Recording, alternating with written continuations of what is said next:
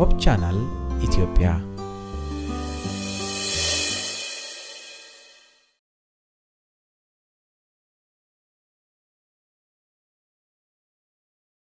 akkam jirtu kabajamtoota daawwattoota sagantaa ሆፕ ቻናል ኢትዮጵያ baga ayyaana dhalachuu gooftaa keenya Yesuus Kiristoosiin isin ga'e kun sagantaa onnee magariisaati sagantaan onnee magariisaa ayyaana dhalachuu gooftaa keenya Yesuus Kiristoosiin sababeeffachuudhaan garee juunarii waldaa adventistii guyyaa torbaffaa naqamtee calalaqii waliin sagantaa addaa isiniif qopheessineerra sagantaa keenya jalqabuun dura buku keenya gadi qabannee waliin kadhanna galataa fulfinasiif dhiyeessina jaalatamaa abbaa keenya waan nu eddee waan nu wajjin taatiif maqaan kee haa eebbifamu Ameen. addumaan si kadhanna yeroo kanaaf sa'aatii kanatti nuyi wal'aalonniif gaddeebi'oonni kun fuula kee dura jirraa ati nu gargaari Ameen. cubbuuf akka darba keenya ati nuuf dhiisi Ameen. sagantaa ta'urraa waan tokko barachuu akka dandeenyuuf ati nu gargaari Ameen. kana gaafa jennu immoo si qorra si gidirsi namni yoo tolaaf jaalala keetiin nu raawwadhu maqaan kee Yesuusiif jedhee dira Ameen.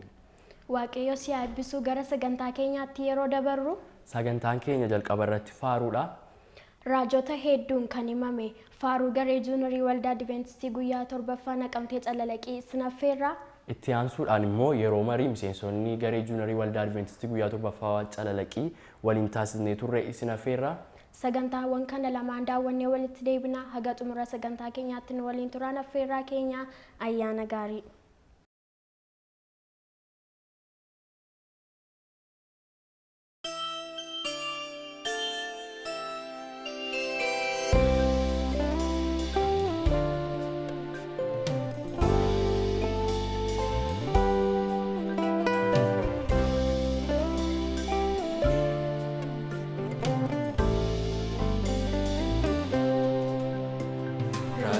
Tedu kanimame motinaga njelame awimbaro tedundura Jesus moti talatera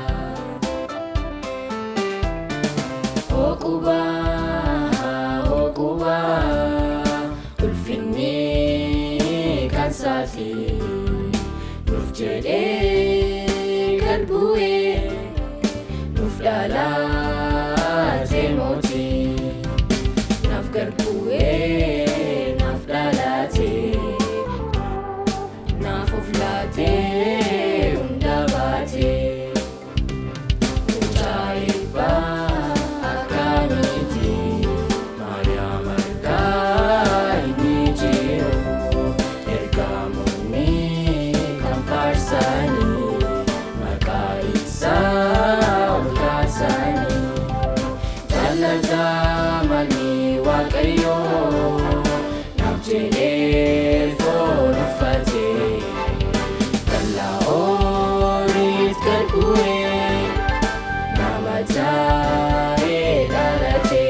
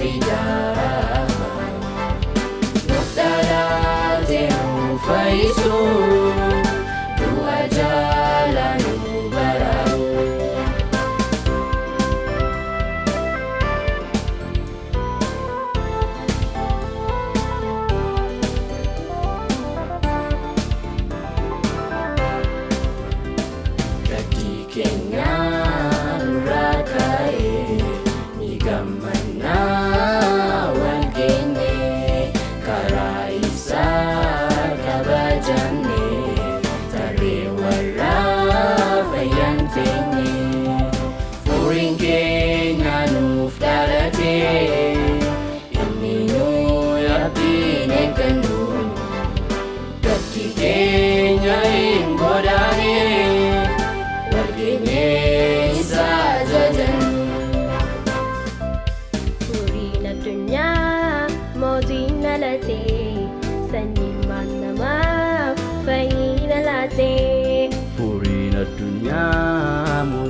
dhalate sanyiin ilmaan namaa fayyina laate Furiin addunyaa mootiin dhalate sanyii ilmaan namaa fayyina laate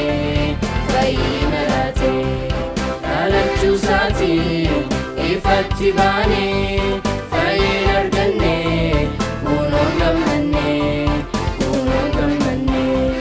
dhaloota haaraa taaneerra isaanii isaan fayyinee dhalachuu isaanii.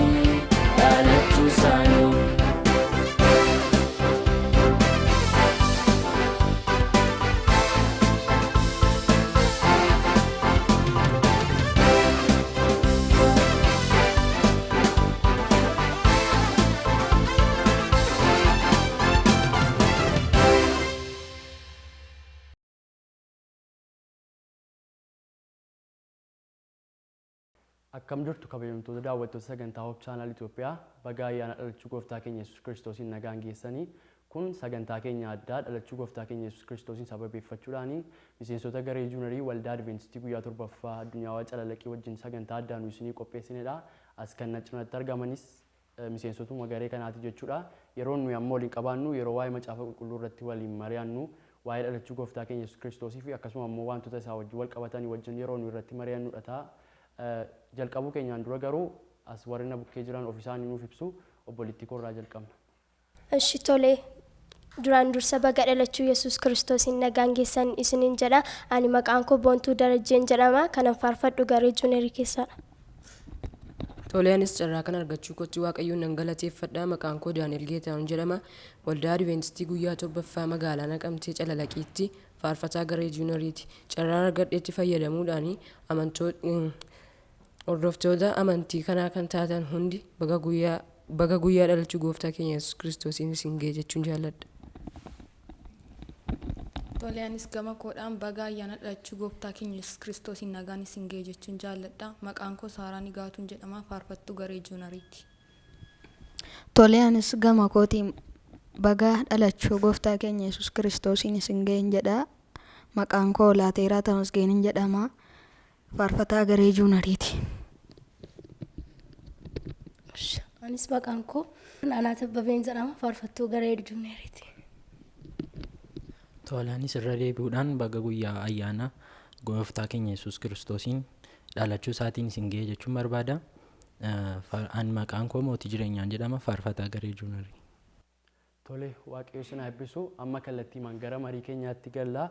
Gaaffiiwwan qopheeffadheen jira. Gaaffiin kun waa'ee dhalachuu gooftaa keenya Yesuus Kiristoosii wajjin wal qabatu. Gaaffiin jalqabaa akkas jedha. Yesuus yeroo baay'ee ilma Daawit jedhamee waamama. Dhuguma abbaan isaa Daawit immoo maaliif yeroo baay'ee ilma Daawit jedhama? Iccitiin kana dudduuba jiru maal dhaasa jedhu obboleessi keenya Lateeraan utuu kanatti ibsan nuuf laatte. Dhuguma abbaan Yesuusii Daawit utuu hin taane sanyii inni keessaa dhalate keessatti mootii beekamaa fi kabajamaa kan ta'e sababii Daawit ta'ee fi ilma Daawit jedhamee waamame. Tole Waaqayyo si eebbisu deebii quubsaadha gaaffii kanaa fi ammas sima bukkeen tura gaaffii inni itti aanu akkuma beeknu yeroo Yesuus dhalatetti Yoosef Maariyaamiin dhiisuu yaadee ture. Sababni guddaan inni dhiisuu yaadeef maaliif ishee dhiisuu yaade isa jedhu addanumaatuutti ibsanu laatte. Sababiin dhoksaatti Maariyaamiin dhiisuu yaadee fi dhugicha waan bareef ishee qaanessuun hin barbaannedha. Waaqayyo si eebbisu sirrii madhaa akkuma beeknu Yoosef kan inni dhoksaatti dhiisuu yaade uummata duratti ishee qaanessuu hin barbaanne ture. Kanaaf dhoksaamatti ishee dhiisuu yaade jechuudha. Waaqayyo si eebbisu gara gaaffii sattaanutti hin darbaa. Gaaffiin itti aanu raajota dursanii waa'ee dhalachuu Yesuus Kiristoosiin dubbatanii raajota baay'eetu jiru.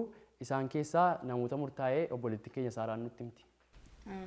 Raajota hedduudhaan waa'een dhalachuu keenya gooftaa Yesuus Kiristoos dubbatameera. Isaan keessaa akka Isaayyaas raajichaa fa'aa Yohaannis cuuphaadhaan himamee ture. Tole Waaqayyo si eebbisu sirrii madhaa waa'een dhalachuu gooftaa keenya Yesuus Kiristoos raajota baay'eedhaan dursee dubbatamee ture. Akkuma isheen jettee isaan keessaa kanneen akka Isaayyaas fa'aa raajota bebbeekamoo dhugaa qabatamaa waa'ee dhalachuu isaatii dubbatanii turanidha jechuudha. Waaqayyo si eebbisu jechuun barbaada. Gaaffiin itti aanu obboleettii koo Boontuudha. Yeroo Yesuus dhalatetti mootiin beekamaan biyya sanaa eenyu ture? Akkami mootiin kun immoo dhufaatii Yesuus Kiristoositti gammadeeraa dhalachuu isaa kana amanii fudhateeraa isa jedhudha. Kan irratti tu ibsa nuuf laatte. Mootiin biyya sanaa Heroodisiin ture. Dhalachuu gooftaatti hin gammanne ture. Sababni isaas immoo ana irraa aangoo fudhata jedhee sababni yaadeef. Sana dura garuu dhalachuu gooftaa Yesuusiin kan itti hime mootii Heroodisitti gaaf tokko mandara Daawit biyya Beetlehem jedhamu keessatti warri urjii lakkooftu mandara sanarra utuu deemaa jiranii eessa deemtu jedhee gaafa inni gaafatuuni mootichi Heroodisi har'a mandara Daawit biyya Beetlehem jedhamu keessatti mootiin dhalateera gaafa inni jedhuuni baay'ee na'ee sana booda ufitti waamee hin qorrateen sana booda dhaqaa sagadaa fi ilaalaatii kottaa immoo anatti hima anis deemee nan sagadaaf jedhee itti hime sana booda isaanis hin deeman mandara sana hin deemaniin manicha gaafa ga'anii Maariyaamii fi mucicha gaafa arganii gammachuu guddaadhaan gad jedhanii hin sagadaniif urgooftuu fi ixaana warqees hin kennaniif sana booda gaafa mandara sanatti deebi'uuf jedhanii ergamaa waaqayyoo itti dubbate sana booda karaa dhuftanirra deebitanii hin galina karaa jijjiirradhaa galaa jedhan sana booda isaanis karaa jijjiirratanii hin galan mootiin sun baay'ee waan eegaa tureef hin aare sana booda labsii hin baasee. Tole waaqayyo si eebbisu bal'istee yaada kana nuuf ibsiteetti obboleettiin keenya sirrii madhaa mooticha Heroodis ture dhalachuu fi dhufaatii gooftaa Yesuus Kiristoositti immoo hin gammanne ture isa ajjeesuudhaafis yaalii baay'ee gochaa ture garuu yaaliiwwan isaa kun hundumtuu hin milkoofneef jechuudha. Gaaffiin inni taanu Maariyaamii fi Yoosef mucicha fudhatanii gara Gibxiitti akka godaanan kan godhe maali isa jedhudha. Kana irratti immoo obboleessi keenya Daani'el ibsatu nuuf laatte. Maariyaamii fi Yoosef mucicha fudhatanii gara biyya Gibxiitti akka godaanan kan taasise Heroodis mootichi mucicha ajjeesuu waan barbaaduufidha. Kana mirkaneeffachuuf immoo Maatiyos 2:13 irraa anni argachuu dandeenya. Maatiyos 2:13 irraa akkas jedha. Ergamaan gooftaa tokko Yoosefitti mul'ate ka'e mucichaaf haadha isaa fudhadhuutii gara biyya Gibxiitti baqadhu Heroodis mucicha ajjeesuu waan barbaaduufi jedhee Yoosefitti mul'ate jedha. Kanaafiyyuu sababni inni guddaan akka isaan gara biyya Gibxiitti godaanan kan taasise keessaa tokko Heroodis mucicha ajjeesuu waan barbaaduuf jechuudha. Tole waaqayyo si eebbisu sirrii madhaa deebiin kee gaaffii kanaaf gaadha waaqayyo si eebbisu jechuun barbaada. Gaaffii inni taanu erga gara Gibxii sanaa ba'an immoo gara mandara Naazireet jedhamtu dhaqaniiru. Mandara Naazireet keessas jiraataniiru. Sababni guddaan isaan gara mandara Naazireet kanaa dhaqan maaliif iddoo biraa dhaquu danda'u turan garuu achi keessa iccitii jiru jiraa fi gara iddoo sanaa dhaqan isa kanarratti immoo obboleessi keenya immoo iraantu ibsa nuuf laatte. Tole amma obboleessi keenya asii dubbateera. Jalqabuma gaafa kaanu sababa isaan biyya Gibxiitti deemaniif obboleessi keenya dubbateera. Heroodis waan isa ajjeesuu barbaaduufdha jechuudha. Eddasii booddee immoo gara biyya Gibxii iddii turanii gara Naazireetitti deebi'aniiru jechuudha Maariyaamii Yoosefiif Yesuusii jechuudha.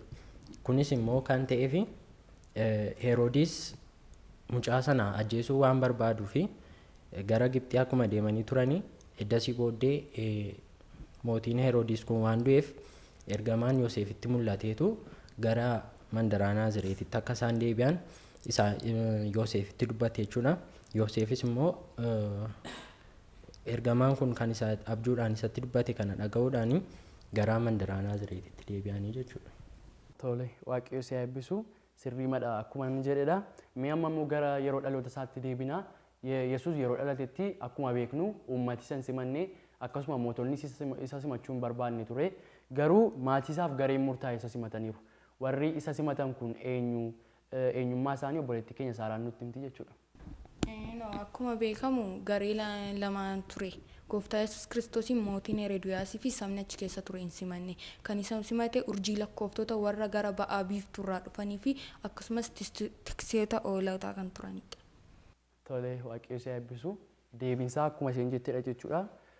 Gaaffiin itti aanu mucaan Heroodisii waa'ee Heroodisiin sila dubbannee turre mucaan Heroodisii erga Heroodis du'ee booddee aangoo fudhatee eenyu jedhama. Mucaan kun immoo akkami Yesuus Kiristoosiin dhalachuu isaatti amaneeraaf fudhateeraa isa jedhu immoo obboleettii keenya boontuun nutti himti. Akkuma beeknu Heroodisiin fudhannee turre mucaan isaa immoo jijjiirama akkamii argamsiise qabaa isa jedhu obboleettii keenya boontuun.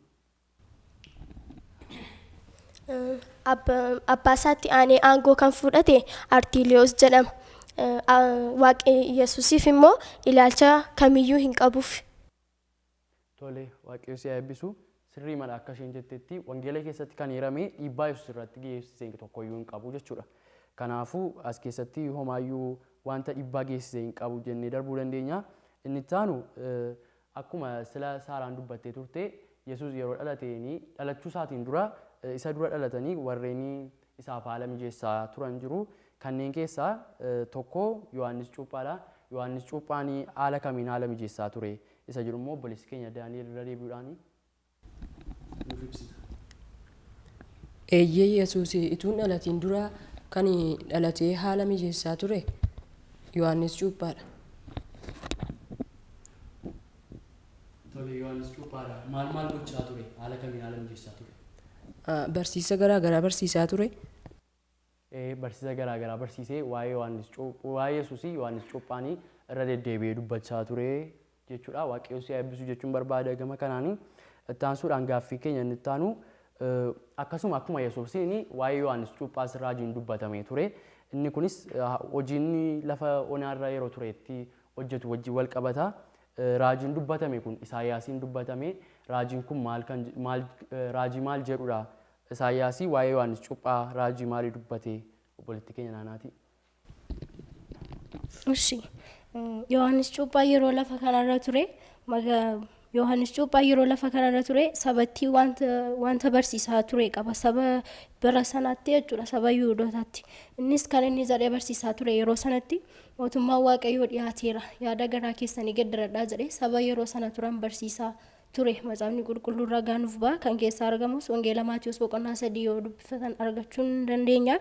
Isaayyaas raajichi immoo kan inni jechaa ture sagaleen lafa onaa keessaa inni iyyaa dhagaa dhaggeeffadhaa gooftichaaf karaa tolchaa haraas daandii inni irra deemus qajeelchaa yommuu jedhee Isaayyaas immoo raajii kana kan Yohaannis Cuuphaa wajjin wal fakkaata raajii akkasii dubbatee ture. Tole waaqayyo si eebbisu bal'istee dhimma kana nuuf ibsiteetta. Itti aansuudhaan gaaffii kan biraan siif qabu. Akkuma kana Isaayyaasii waa'ee Yesuusiinis raajii dubbatee ture. Achi keessatti immoo maqaawwan adda addaatiin Yesuusiin ibsee ture. Yesuus Kiristoosii Yesuus kan jedhuun alatti maqaawwan baay'ee qaba. Isaa wajjin kan wal qabatan maqaa akkam akkamii qaba? Maqaa Yesuus Kiristoos ittiin beekamu. Akkuma beekamu Yesuus yeroo lafa kanarra ture bartoonni isaas ta'e duuka buutonni isaa yeroo duukaa deemaa turanii maqaa garaagaraa laachaa turani. Maqaan irra caalaatti ittiin beekamu Waaqayyoo Yesuus gooftaa kanaan beekamu garuu maqaa dhokataa baay'ee itti moggaasanii waamaa turan yeroo sanatti jechuudha. Fakkeenyaaf kan akka Amaanu'eel jedhanii waamaa turaniiru, Masiichas jedhaniiru, Raajichas jedhaniiru, Fayyisaas jedhanii waamaniiru, Mikaa'el Guddichas jedhanii maqaawwan kana laatanii fi ittiin waamaa turan yeroo sanatti jechuudha. Tole waaqayyo si eebbisu jechuun barbaada. Gaaffiiwwan kaan hundumaaf iyyuu bal'isanii ibsa irratti nuuf laataniiru.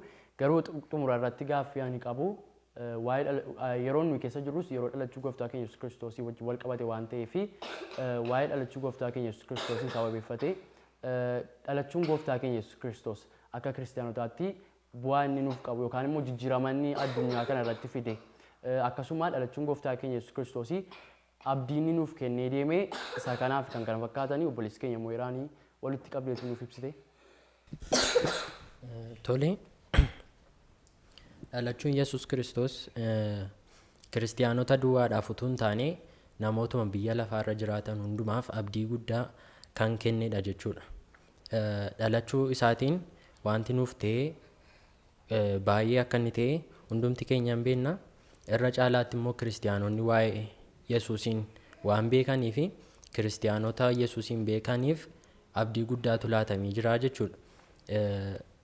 Jalqaba irratti abdiin cubbuurraa ofiidhaaf kadhatanii cubbuurraa fayyisuun hin jiru ture.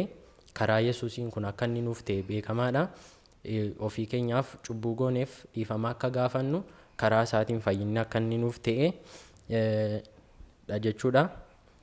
Darbee akkasumallee dhufaatiin isaa lammaffaa karaa isaatiin nuuf ibsamee jechuudha. Dhalachuu isaatiin dhufaatiin isaa lammaffaan akka inni nuuf ta'u karaa isaatiin labsamee jechuudha.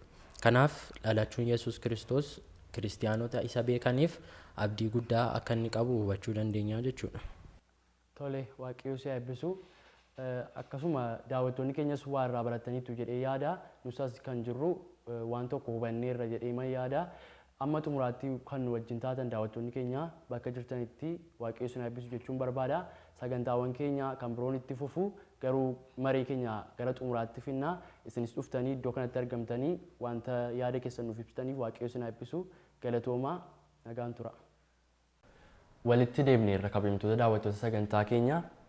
Sagantaa keenya irraa waa tokko akka baratan akkasumas immoo akka itti eebbifamtan abdii guddaa qabna. Miseensota garee juunarii faaruu bareedaa akkasii akkasumas immoo yeroo maree bareedaa akkasii nuuf qopheessanii Waaqayyo isin eebbisu ayyaana isaa isiniif baay'isu jechuun jaalladha.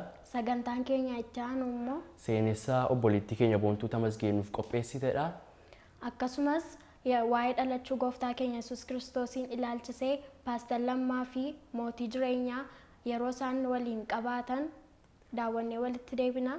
Hanga xumura sagantaa keenyaatti nu waliin tura. Irra deebi'uudhaan ayyaana gaarii. Duraan dursa nagaa koo nagaa furaa isiniif dhiyeessuun barbaada. Nagaa Waaqayyo bakka jirtanitti isiniif haa baay'atu. Ani maqaan koo Boontuu Tamasgeen jedhama. Itti aansuun baga ayyaana dhalachuu gooftaa keenya Yesuus Kiristoosiin nagaan isin ga'e jechuun barbaada. Ara taa'ee yommuu yaadu wanta baay'ee na raajeffachiisee tokko isiniif qooduun barbaada. Innis ani eenyu jedha. Mee gaaffii kana isin tilmaamaa. Ani eenyu? Tarii deebiin keessan mucaa Boontuu jedhamtu. Bifni ishee magaala kan kana fakkaatan ta'uu danda'a. Isin kana kan jettan bakkee ilaaltanidha. Isin ni tilmaamtan. Ani immoo isin caalaa waa'ee koo beeka. Akkasuma Yesuus immoo waa'ee koo ana caalaa beeka. Aniif isin cubbamoota taanee utuu jirru anaaf isin cubbamtoota cubbuudhaan xuraa'oo akka taanee jiru beekamaadha. Garuu tuuma nuyi warra gaddeebi'oo taanee jirru Yesuus nuuf jedhee foon uffatee dhalate. Akkasuma gaaffiin kun akkana keessa bulu kan godhe kan qulqulloonni samaayii baay'een isaan jiru. Isaaf kan sagadan addunyaa kana guutummaa toora uumamaa isaa harka jira. Waan hundumaa abboomuu danda'a. Garuu kabajni kana hundaa anaaf isiniif jedhee Yesuus nama ta'ee dhalate. Kana hundaa dhiisee nama ta'ee dhalachuun isaa dinqisifadheetuun fixiin waan tokko baay'ee na ajaa'ibe. Innis akkaataa dhalachuu isaadha. Erga dhufee dhalate immoo maatii fooyyee qaban karaa diinagdees ta'e karaa biroodhaan maatii of danda'oo yookiin immoo maatii warra sanyii mootii yookiin yeroo sana irraa maaliif hin dhalanne? Maariyaam nama manatti iddoo hin qabne irraa isayyuu dallaa horii keessatti akka inni dhalatu maaltu godhe? Kun ergaa guddaa nuuf qaba. Barumsa addaas nuuf dabarsa. Gad jedhanii jiraachuun hangam bu'aa qabeessa akka ta'e nu ibsa.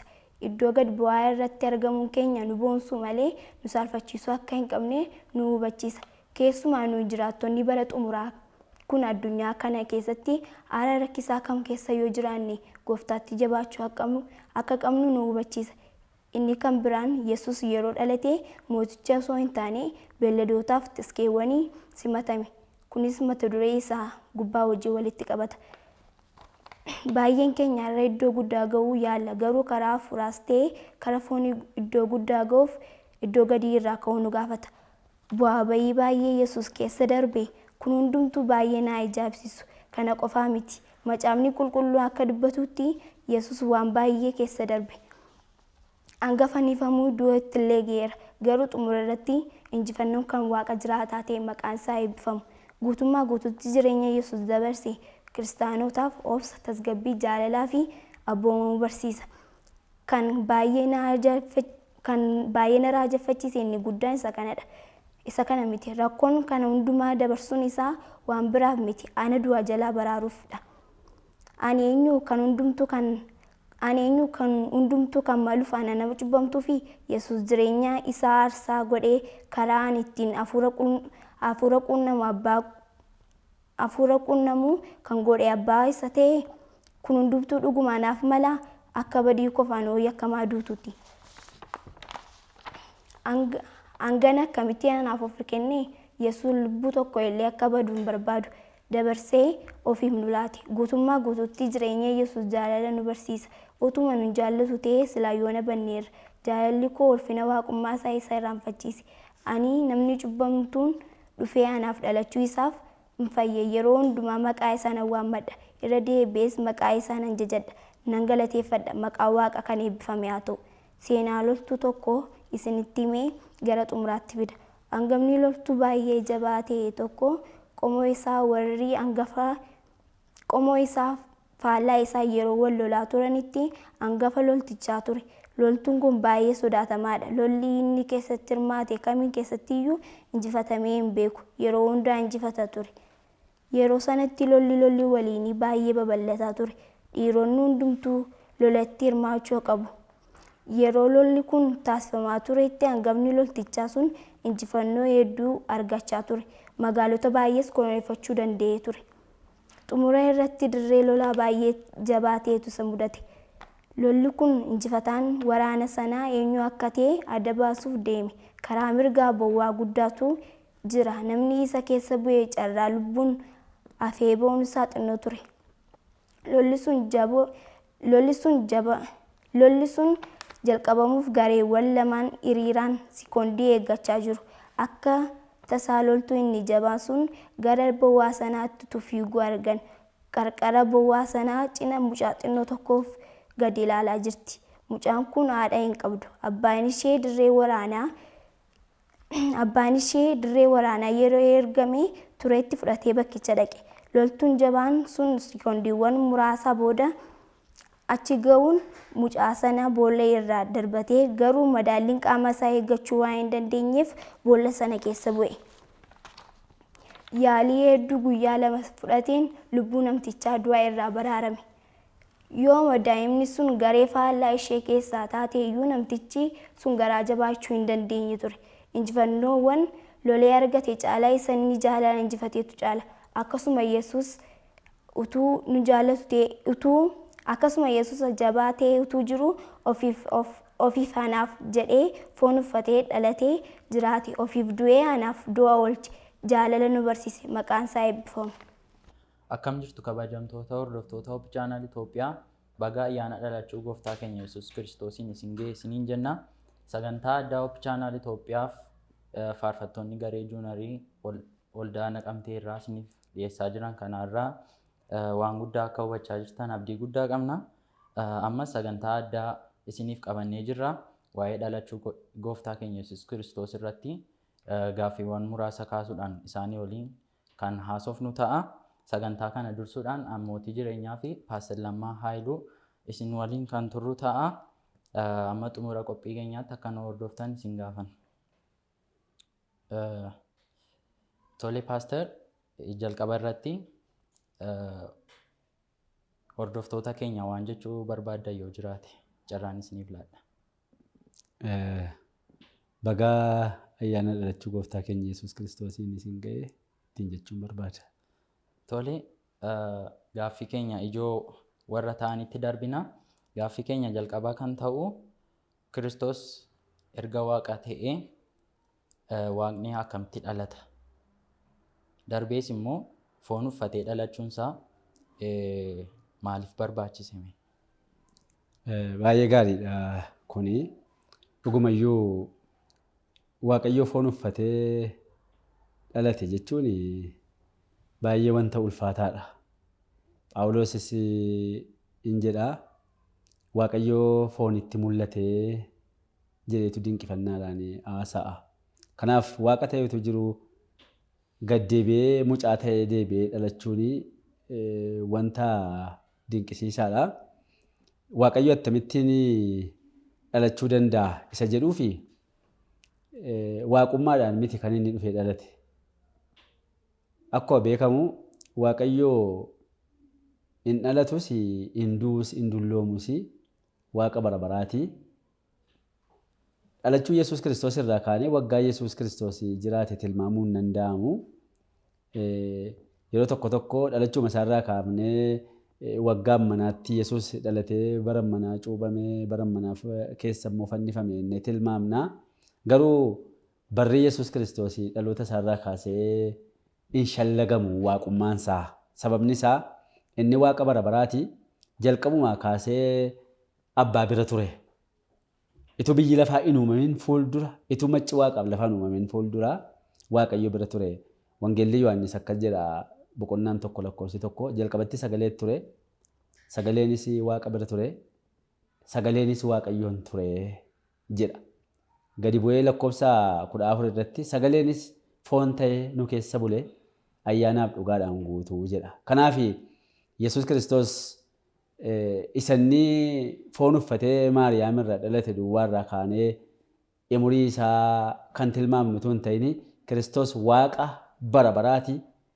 Addunyaan keenya hundeen ishee utuu hin kaamin waaqniif lafti galaanniif burqituun wan hundumtuu utuu hin uumamin fuuldura waaquma ture inni sagalee ture waaqayyoon bira ture waaqayyoos sagalee ture sagaleen kunis waaqa ture jechuudha.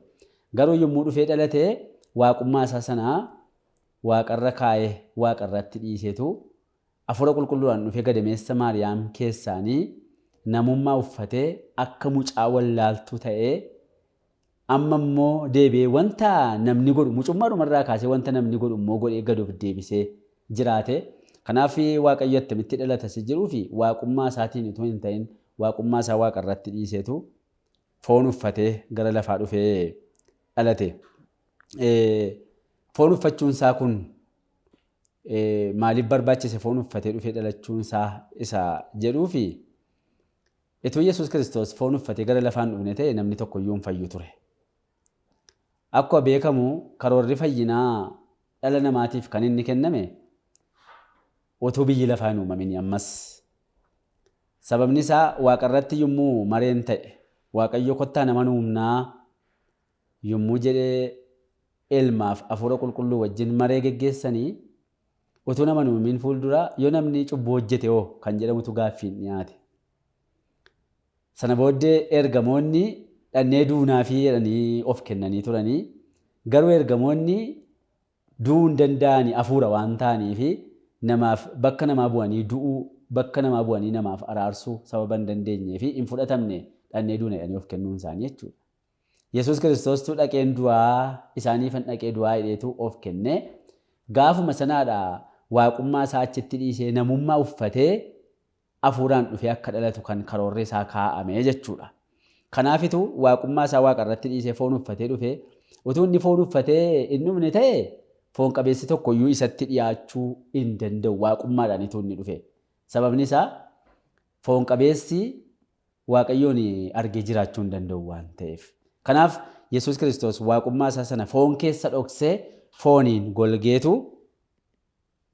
gara biyya lafaa foon uffatee dhufee bu'aan samaa inni isa jedhuu fi nu hundumti keenya isatti dhiyaannee dhibee keenya rakkoo keenya isatti himachuudhaa fi akkuma keenya ba'aa keenya dadhabbii keenya baate hin dheebote hin beela'e hin rakkate akkuma keenya wanta namni godhu hundumaa godhe waan ta'eef isatti dhiyaachuudhaa fi carraatu baname yookiin balbalatu baname jechuudha.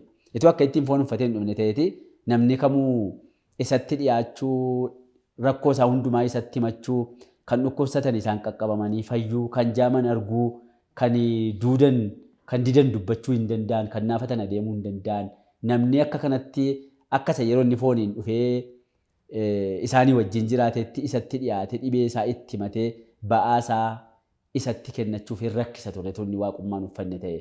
Kanaaf foon namummaan uffanne ta'e. Kanaaf foon uffatee dhufuunsaa cubbamaan hundumtuu isatti dhiyaachuudhaaf balbala baneessa jedhudha. Kanumaan wal qabatee foon uffachuun isaa kuni kiristiyaanotaaf ergaa akkamii qabame? Eeyyee kiristiyaanotaaf egaa isuma nama dubbadhe keessas jira yaadni isaa. Kiristiyaanotaaf ergaan inni qabu nama hundumaa dhufee waaqummaa isaa waaqarratti dhiisee foon uffatee yommuu dhufe nama hundumaatii fi obboleessa ta'e. Sila waaqaa amma garuu namoota isa fudhatan hundumaa fi akka obboleessaa akka obboleettii ta'ee jechuudha. Sababni isaa namummaa keenya uffatee namummaa keenya fudhatee nu wajjiniin garaagarummaa tokkoyyuu hin qabu. Kanaaf kiristaanotaaf foon uffachuun isaa hiikaa inni qabu dadhabbii namni argu argeeraa jechuudha foon uffatee. Foon qabeessi rakkoo attamii akka inni qabu foon keessa wallaansoo jiru rakkoo jiru dadhabbii jiru hundumaa foon uffatee argeera. Beela'ee argeera. Dheebotee argeera. Dadhabeera. Rakkoo hundumaa mi'eeffateera waan ta'eef yommuu kiristiyaanonni rakkoo isaanii isatti himatanii rakkoon sun isaaf hin galaa jechuudha. Kanaafitu araarsaa keenya isa guddaa kan nuyi jennummaa inni akka lubummaansaa yookiin araarsuunsaa akka lubummaa Malkaatsedeeqii miti. Malkaatsedeeqii nama foon uffate hin turre dadhabbii namaan beeku. Yesuus Kiristoos garuu lubummaansaa akka lubummaa Malkaatsedeeqii yoo ta'e illee foon keenya sababa uffatee fi rakkoon foon ni qabu isaaf hin gala waan ta'eef nuuf araarsuuf isaaf salphaadha. Waaqayyoon duratti nu araarsuu fi balballi karaa foon uffachuu isaatii baname waan ta'eef dhibee keenya hundumaa qoramuu keenya sababa argeef ofii isaatii sababa qoramee fi qoramsi nuyi qabnu dadhabbiin nuyi qabnu kufaatiin keenya hundumtuu isaaf hin gala foon keessa sababa turee gara waaqaatti ol ba'ee fi nuuf araarsuuf isaaf salphaadha jechuudha.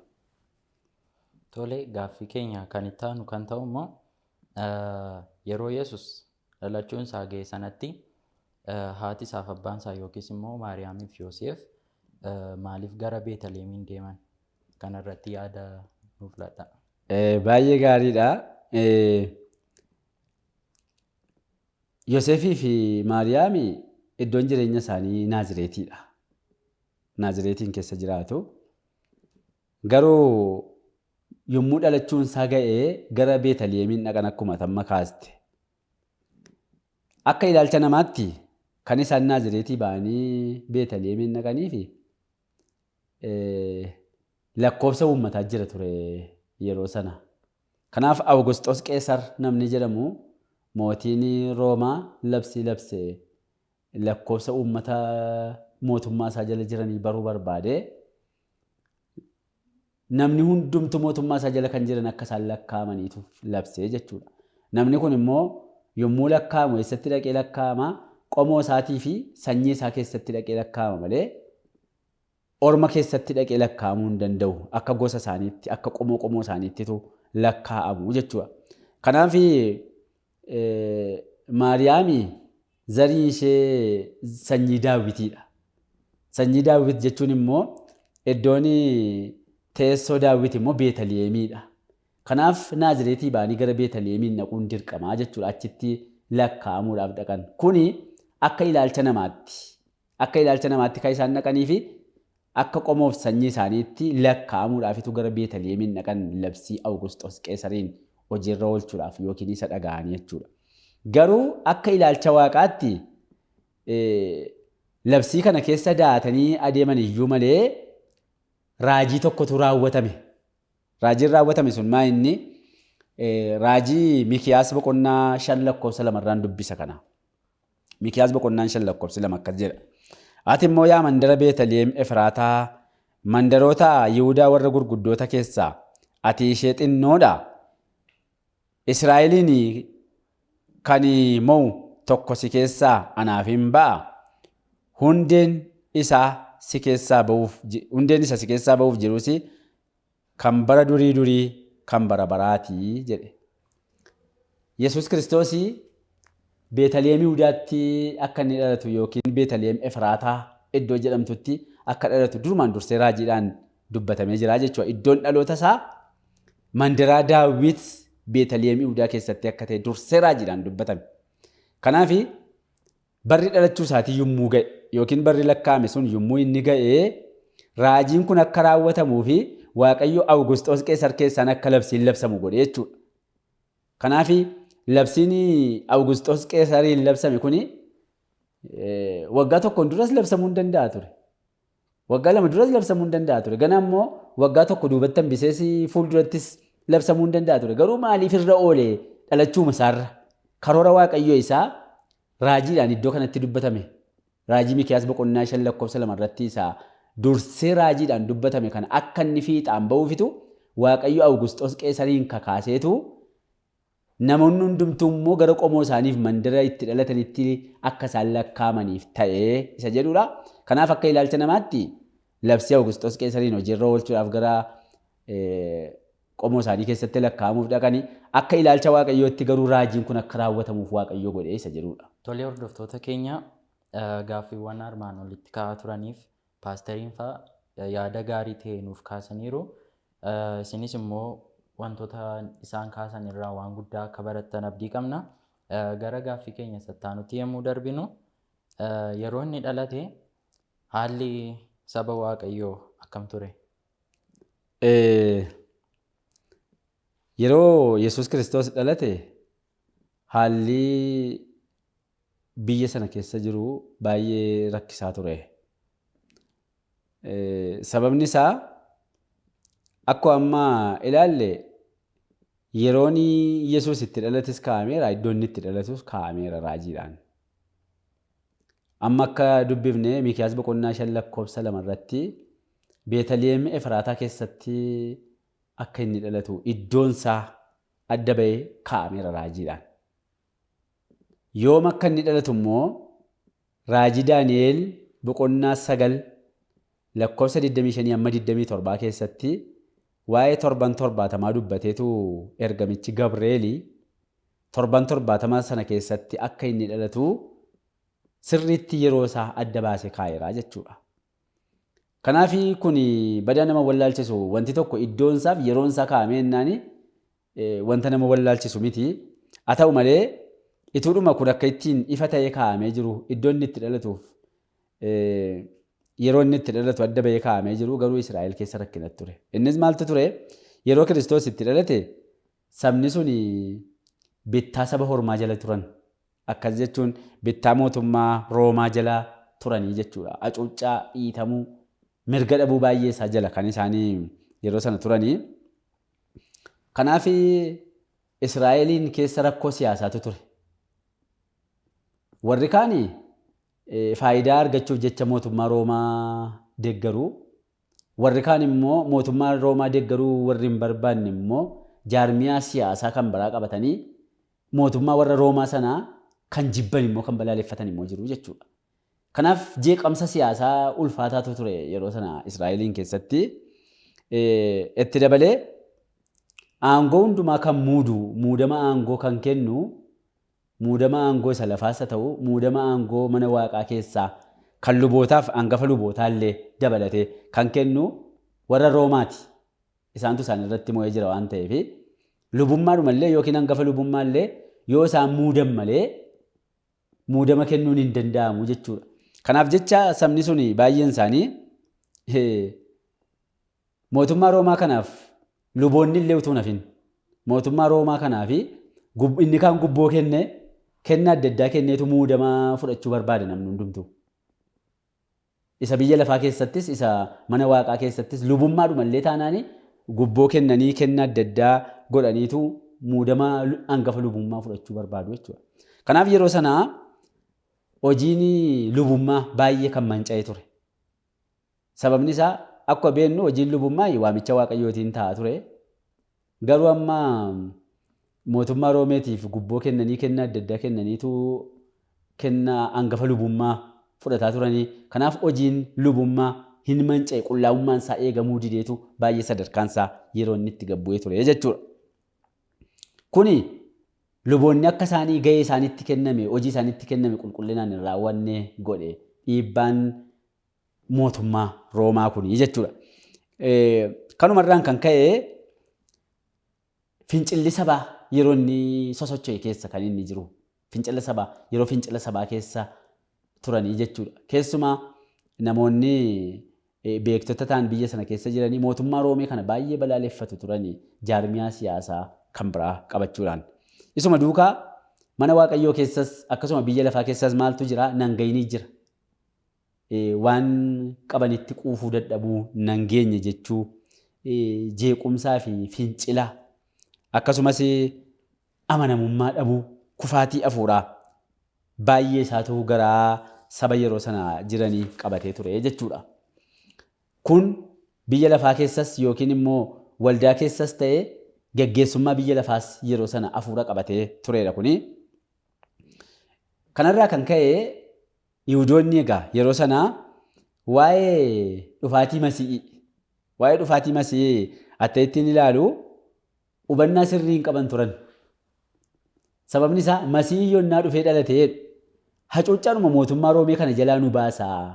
Isa isaanii nu dhiitan, isa isaan nu tuffatan, aangoon hundumaa dabarfamee isa harka isaaniitti kenname kana bittaa mootummaa Roomee jalaa walaba nu godheetu Israa'el mootummaa mataa ishee dandeesse akka isheen taatu nu godhaa jedhaniitu akkaataa kanatti masii abdachiifame kana eeggataa turanii jechuudha. Isaan yaadni isaanii inni guddaan kan inni irratti hidhamee jiru masii yommuu dhufu cubbuutti bilisa nu godhaa, cubbuutti nu fayyisaa kan jedhu yaada isaanii keessa hin jiru. Garbummaa cubbuu keessa jiru garuu iddoo guddaa sammuu isaanii keessaa iddoo guddaa kan qabu garbummaa lafaati. Yoomuma dhufee mootummaa Roomee jalaa bilisa nu godheetu Israa'el mootummaa mataa ishee dandeesse taatee jiraatti walabummaa yoom argannaa bilisummaa yoom gonfannaa jedhu malee cubbuutti yoomii ilmi Waaqayyoo dhufee hurrii nu baasa kan jedhu yaada isaanii keessa hin turre jechuudha. Kanaaf masii dhufu sana akka cunqursoota yeroo sana jiran irraa hurrii baasuuf inni dhufuutti humna isaan cunqursu hundumaa bittimsee dhabamsiisee nuun immoo bilisa nu baasa mootummaa kabajamte nu godha mootummaa Israa'eliin jedhaniitu hawwii guddaadhaan kan isaan dhufaatii masii eeggataniif kanaaf ture jechuudha. Garbummaa lafaatti hurrii ba'uudhaaf ture. Kanarraan kaasanii baay'een isaanii dhimma siyaasaa keessatti akkuma nama dubbadhee mootummaa Roomee hin balaaleffatu. Siyaasa keessatti baay'ee fiixeetti kan ba'an jiru. Mootummaa Roomaa kan jibban kan balaaleffatan fiixeetti ba'aniiruma mootummaa sana kan balaaleffatan baay'ee isaanii turaniiru. Yommuu dhaqanii aarsaa fa'aa dhiyeessan hojii adda addaa hojii hafuuraa tokko tokko hojjetanii qajeelummaa isaaniitiin of jaju kunoo nuyi warra abdiin kennameefidha. Masiiyyoo dhufee hurrii nu baasa. Yeroodhaaf cunqurfamna malee yeroodhaaf dhiitamna malee dhufee innaan bilisa nu baasa jedhaniitu ittiin boonu turan abdachiifamuu masii sanaatti iyyuu jechuudha.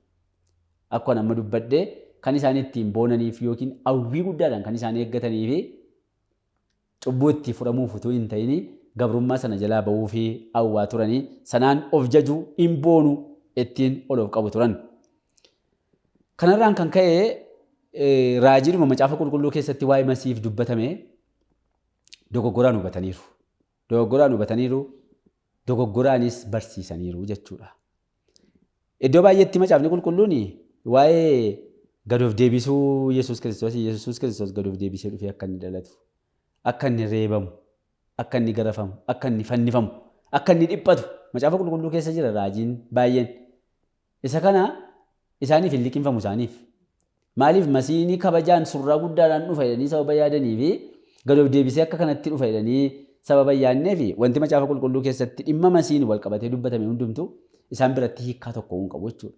Kanaaf hiikkaa isaa micciraniiti kan isaan barsiisan luboonni yeroo sana jiran barsiisonni amantii yeroo sana jiranii hiikkaa dhufaatii masii sanaa ergama inni ittiin dhufurraa kaachisaniitu gara ergama mataa isaaniitti fedhii mataa isaaniitti micciranii gara walabummaa isaaniitti naanneeffataniitu hiikanii hiikkaan dhufaatii masii dogoggoraa akkasii qabaatee jechuudha.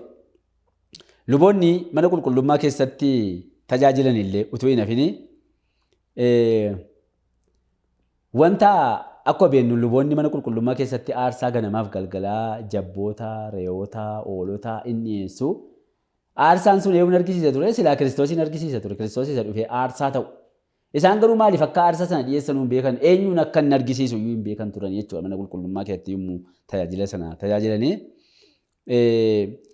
Kennaa aarsaa yommuu dhiyeessan mataasaa akka nama diraamaa hojjetutti hojjetu.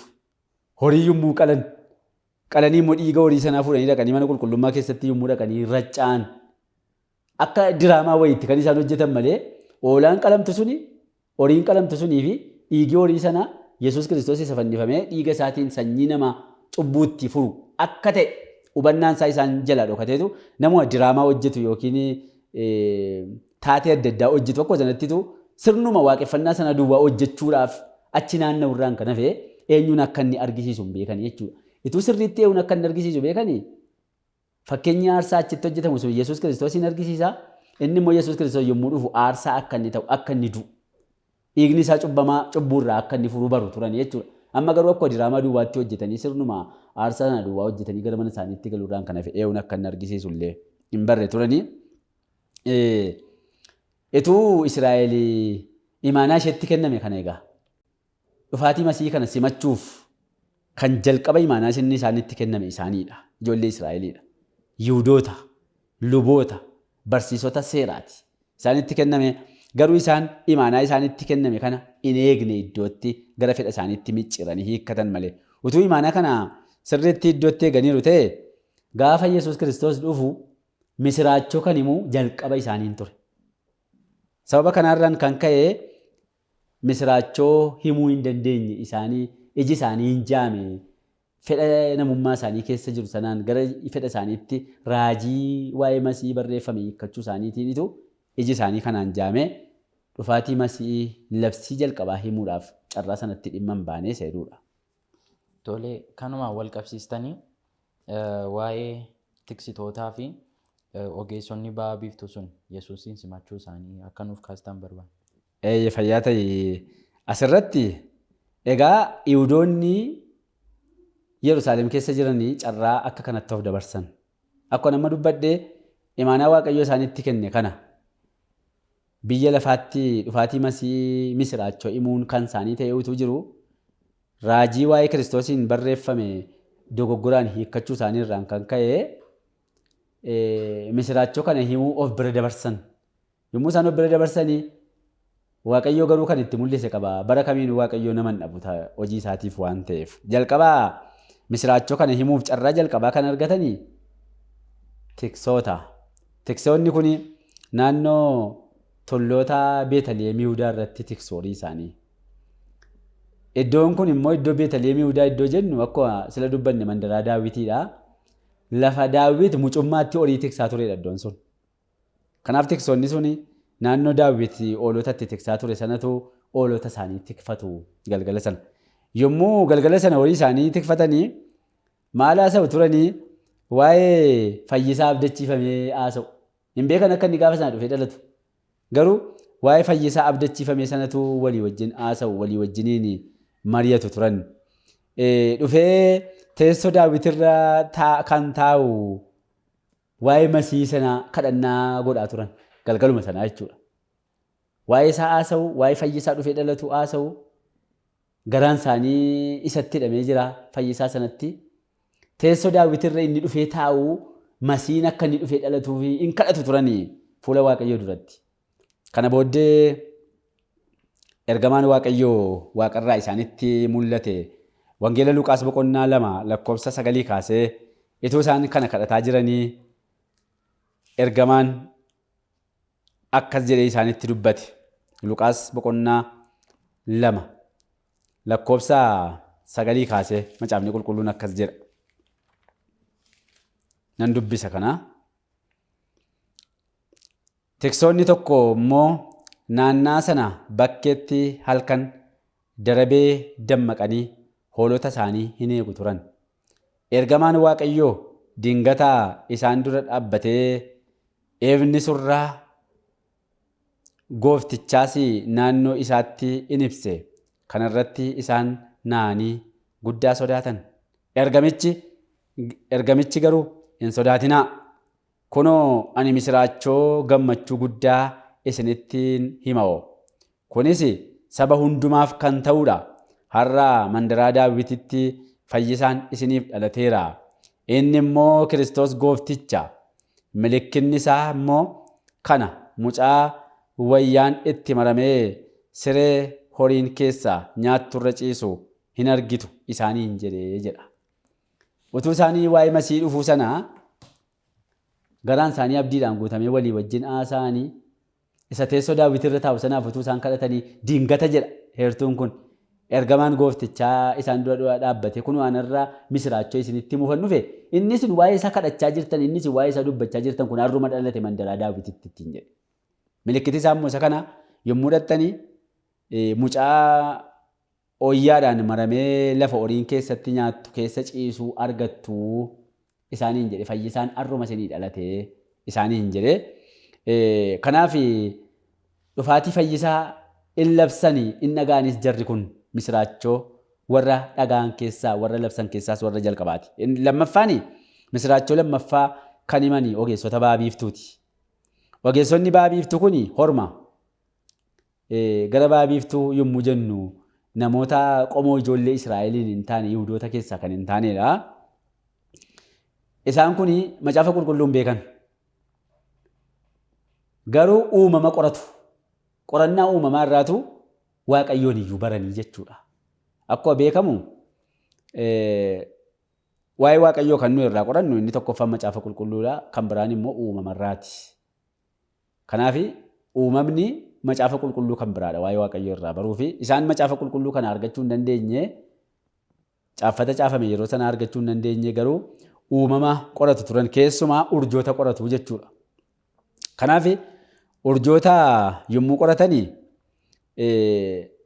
seera lakkoofsaa 24 lakkoofsa 17 irra isa jiru isa Balaam dubbate urjiin tokko hin ba'aa isa inni jedhee urjii Yihudaa keessaa ba'u waa'ee isaa raajiidhaan dubbate sanatu isaan duraan dursa urjii sana argan. Urjiin sun galgala sana dhalachuu Yesuus gaafa Yesuus dhalate sana urjii addaa tokko argan durumayyuu qorattoota urjiiti waan ta'eef astiroonoomeriidha jarri sun. Kanaaf gaafa galgala sana urjii addaatu argame. Urjiin addaa yommuu argame sana booddee qorannaa isaanii itti fufan. Itti yommuu fufanii urjiin sun takka turee bade isaan duraa bade. Erga inni badee booddee fagoo irrattitu urjii kan biraa argan urjii addaa tokko. Urjiin addaa isaan argan kun maa inni walitti qabama ergamoota samaayitii. Ergamoota samaayitii walitti qabameetu ifaa jiraa jechuudha. Kanaaf isa arganii lafa urjiin sun isaan geggeessutti adeemuutti ka'anii jechuudha halkanuma sana. Sana booddee isa uumama qoratan irratti raajii barbaadanii dubbisuutti ka'an amma. Raajii qorachuu jalqaban. Raajii yommuu qorachuutti ka'anii isa seera lakkoofsaa 24 lakkoofsa 17 irratti Balaam dubbate kana argatanii jechuudha. Sana booddee halkan sana adeemsa isaanii hin jalqabanii lafa urjiin sun isaan geggeessutti hin deemanii aara galfatu inaasa'u walii wajjin waa'ee urjii sanaa inaasa'u. Sana booddee itoo adeemaniitu biyya Israa'eliin dhufan. Biyya Israa'eliin gaan urjiin sun isaan geggeesse. Yommuu isaan biyya Israa'eliin dhufanii luboonni akkuma durii mana qulqullummaa keessatti aarsaa isaanii dhiyeessu. Aarsaa isaanii dhiyeessuu isatu isaan hojjetanii aarsaa dhiyeessuudhaan hojiin isaanitti baay'atu dhufu warri ogeessota baabiiftu kun. Sana booddee dhaqaniitu gara mana qulqullummaa yommuu dhaqanii luboonni aarsaa dhiyeessu gara mana mootummaa dhaqanii hin gaafatanii eessatti dhalatee mootiin Yihuudootaa urjii isaa baabiiftuuti arginee dhufnee jedhanii nama hundumatti bita galummaa dhufe. Luboonnis bita galan akkuma sila ilaalle egaa tarii lubummaa isaanii iyyuu akkuma sila dubbanne kennaa kan biraa mootummaa warra Roomaa warra muudama isaaniif kennaniif gubboo kennuudhaan sana fudhatan ta'uu danda'a waan ta'eef hubannoo gadi fagoo hin qabanii jechuudha. Aarsaa dhiyeessan sanas maal akka gochaa jiran hin beekan waan ta'eef itti himuu hin dandeenye eessatti dhalate mootiin Yihuudootaa yommuu jedhanii bita galan isaan humtu jechuudha. Kana booddee oduun isaa hin faca'e. Iddoo adda addaatti faca'e. Yommuu oduun isaa iddoo adda addaatti faca'u Heroodisiin bira sin ga'e. Yommuu isaan bira ga'u Heroodis salphaatti dhiisuu hin barbaanne. Sababni isaa mootii Yihuudootaa jedhameera waan ta'eef amma mucaa mootummaa kun narraa fudhatuutu dhufee dhalate jedhee na'eera. Dhaqeetu luboota warra beektota macaafa sana gaafachiisuuf itti erge. Maal jedhee? Isin qorattoota macaafaati mootiin Yihuudootaa eessatti dhalate natti maa ittiin jedhe. Gaaffiin inni isaaniin gaafate kuni akka soomsaatti idde beektota macaafaa yookiin luboota beekumsaan of jajaniif of himan sanaa jechuudha. Kana booddee Beetaliim Yihudaatti dhalate jedhamee raajiidhaan dubbatameera jedhan. Kan oduu waa beeku garuu maaliidhaa dhaqanii sagaduu hin barbaanne jechuudha. Dhibaa'oota waan ta'eef waa'een fayyina kanaa waa'een dhufaatii masii isaanii hin dinqu. Beetaliim Yihudaan gaddeebituudha achi keessaa dhufa jedhanii si yaanne silayyuu waa'ee urrii ba'umsa lafaa yaadaa jiru waan ta'eef jechuudha. Iddoo inni dhufe tuffataniiru waan ta'eef.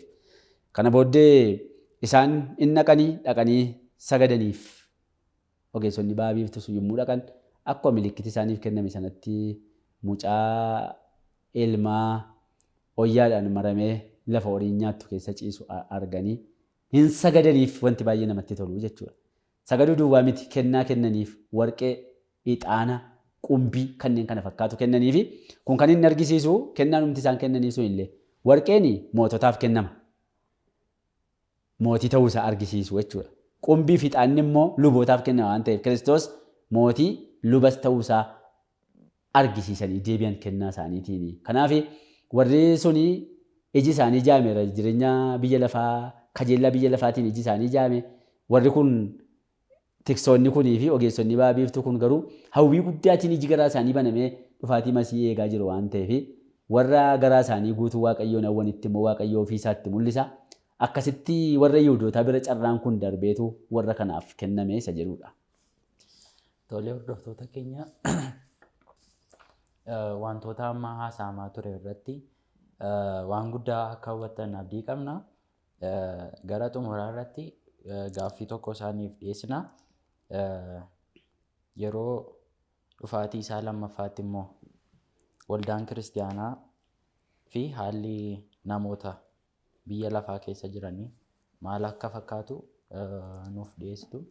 Yeroon keenyas dhumaa jira waan ta'eef gabaabsitanii. Fayyaa ta'ii eeyyee akkuma amma dubbanne dhufaatii Yesuus Kiristoos inni jalqabaa fi inni lammaffaan wanta ittiin wal fakkaatu qaba. Dhufaatiin isaa inni jalqabaa mootummaa ayyaanaa keessattidha. Yommuu inni dhufe warra akka Yohaannis Cuuphaa qalbii diddiirradha mootummaa Waaqaa dhiyaateera jedhanii suma dhufaatii isaa jalqabaa keessatti iyyuu mootummaan sun inni yeroo Kiristoos dhufe sun dhiyaate suni mootummaa ayyaanaa jedhama. Yeroo mootummaan ayyaanaa sun dhufe Kiristoos dhufe dhalate haalli waldaa kiristaanaa keessa jirullee maal akka inni fakkaatu amma laalleerraa dubbadheen ture. Mootummaan ulfinaa yommuu inni dhufu immoo dhufaatii Kiristoos isa lammaffaa irrattis yommuu dhufu wama wal fakkaatuudha wanti lafa kanarratti ta'u jechuudha. Inni tokko biyya lafaa keessatti wanta ta'u ilaalchisee Maatiyos boqonnaa 24 lakkoofsa 37 kaasee macaafni qulqulluun akkas jedha kana nan dubbisa. Maatiyos 24 37 amma 39tti. Bara Noo'itti akkuma ture bara dhufa ilma namaattis akkasuman ta'a. Bara sana bishaan badiisaa duraa hamma gaafa Noo'i bidiruutti galeetti namoonni nyaachaa dhugaa fuudhaa heerumaas turan. Isaanii amma gaafa bishaan badiisaa dhufe hunduma isaanii haree sokkuutti utuu hin beekin akkuma turan barri dhufa ilma namaas akkasuma ta'a jedha. Yeroo dhufti Yesuus Kiristoos dhiyaataa deemu biyyi lafaa maal taati?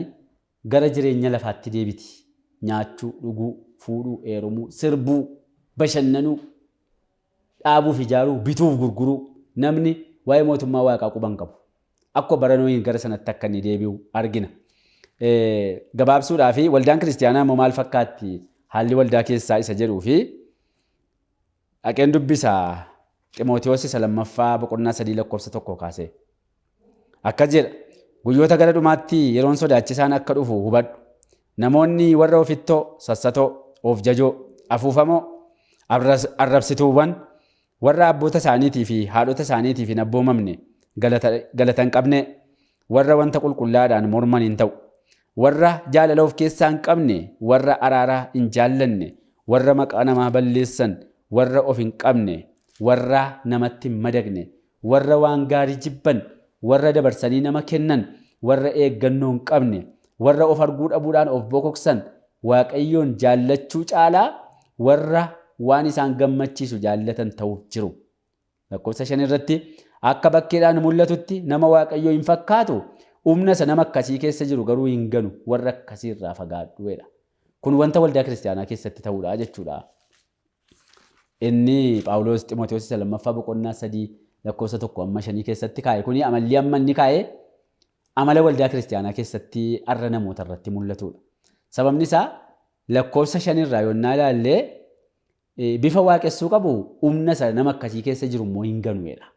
Nama Waaqayyoo fakkaatu, nama Waaqayyoon waaqessu fakkaatu humni wangeelaa immoo isaan keessatti kan hin hojjenne warra biyya lafaa jaallatan, warra qannoo jaallatan, warra ofittoo, warra sassatoo, warra nama jibban, warra abbaa isaanii fi haadha isaaniitiin abboomamne ta'uu jedha. Kanaaf walumatti qabaatti waldaa kiristaanaa keessas maaltu dhufa jechuudha? Bifa waaqessuu dhufaa jechuudha.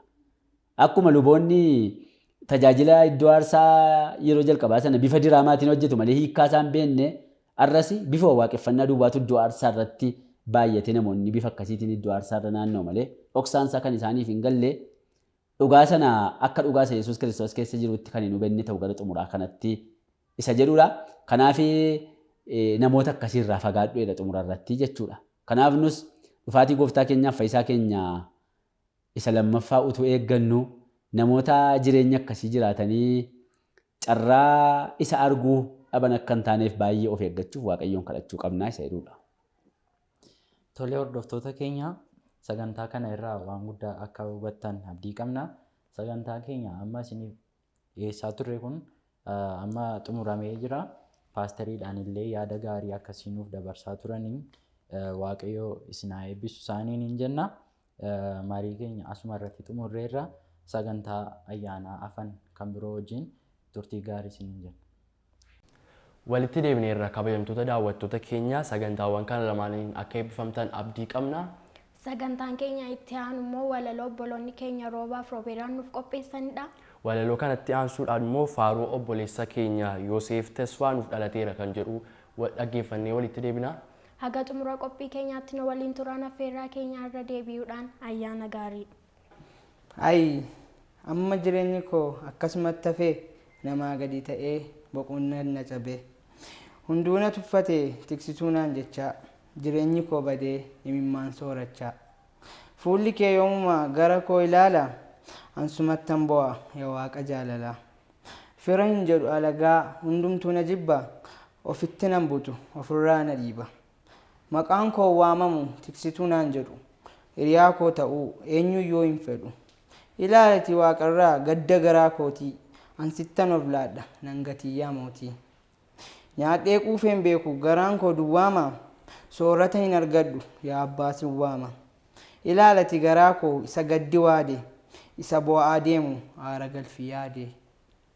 Maal taate obbole maalumaafuuf gattee hoolonni kee faca'anii eegumaaf dagattee fuula keetu hima akka abdii kutatte natti himi rakkoo kee maalumaafuuf gattee isa si yaaddesseef tarii falli jira anis fala isaa beeka yookiis Waaqa bira haalli har'a si miidhus beekee abdiin jira diinota baay'ee keessaas ni argatta fira akkan tilmaamutti gadda keef sababni miidhamuma kana yeroo hundaa gaddanii isa nu cunqursuuf gooftaa abbaa loonii isuma kanadha miidhama keef sababni. Dhugaa jette kanneen kun sababa garuu eessaa ta'ee akkana gabaabaa dhalachuu koo kaasee acuucamaan jira Waaqayyo seenaa koo yoomuma jijjiiraa abdiin koo isuma isan eega yoomuu inni naaf hin dhufa kana hin dagadhu yoomuu yoo abdii na kutees haalli lafaa kuni Waaqayyo naaf dhufa nan eega abdiini. Hin dhageenyeeti dhalachuu masichaa ergamaan himeera dhalachuu mucichaa edaal kan dhalate fayyisaan addunyaa ergamaan nutti himeera misraachoo labsaa raajota hedduudhaan dursee kan raajame sanyii mootii keessaa dhufa inni jedhame edaal kan dhalate furiin biyya lafaa kanaan booddee barri garboomuu ni nafa Isaayyaas kan jedhe gorsaan hangafa nagaa Amaanu'el keenya nuuf dhufe ilmi Waaqaa inni firdii beeku hubataan abbaa haqaa nurraa kaasuudhaaf kan tuffiidhaa maqaa bilisoomsaan keenya dhalate edaal kan Maariyaam durba irraa mandara Beetilem keessatti dhalate furiin biyya lafaa amani garbummaan kana booda ni nafa Yesuus siif dhalateera gammade obbole kennaatu isaaf mala hooqubaaf ilillee. Hawwiin koo barootaa abjuun bara dheeraa dhuguma Amaanu'el anaaf dhalateera maqaan isaa ulfaatu boo'icha koo arge imimmaan koo cabuu firii baasee marge inni ani eeggadhu mucichin dhalate anaan furuudhaaf eebba addaa qabaate Amaanu'el jabaa argatte Beetlehem anis simadheera naaf dhalate ameen jechan dhabaa manuu gammachuu koo ibsachuuf dhaqee arguun fedha kennaa isaa laachuuf Beetlehem moo eessaa naan jette bakkicha dhaqee arguun qaba ammuma mucicha. Tasgabbaa'ee malee nu soo dhaquuf jenna shittoodhaaf ixaana qabanneerra kennaa numatti makamii wajjiniin imalla mucicha dhalateef walumaan sagannaa ijumaan arginaa furii keenya dhagnee mucichaaf kan ta'u kennaa isaaf qabannee ulfina isaaf laannaa kukkufnee sagannee kan hurrii nu baasu isumaaf abdannee. Maaliin naree kee hin deemna? Kottu maaliin naree?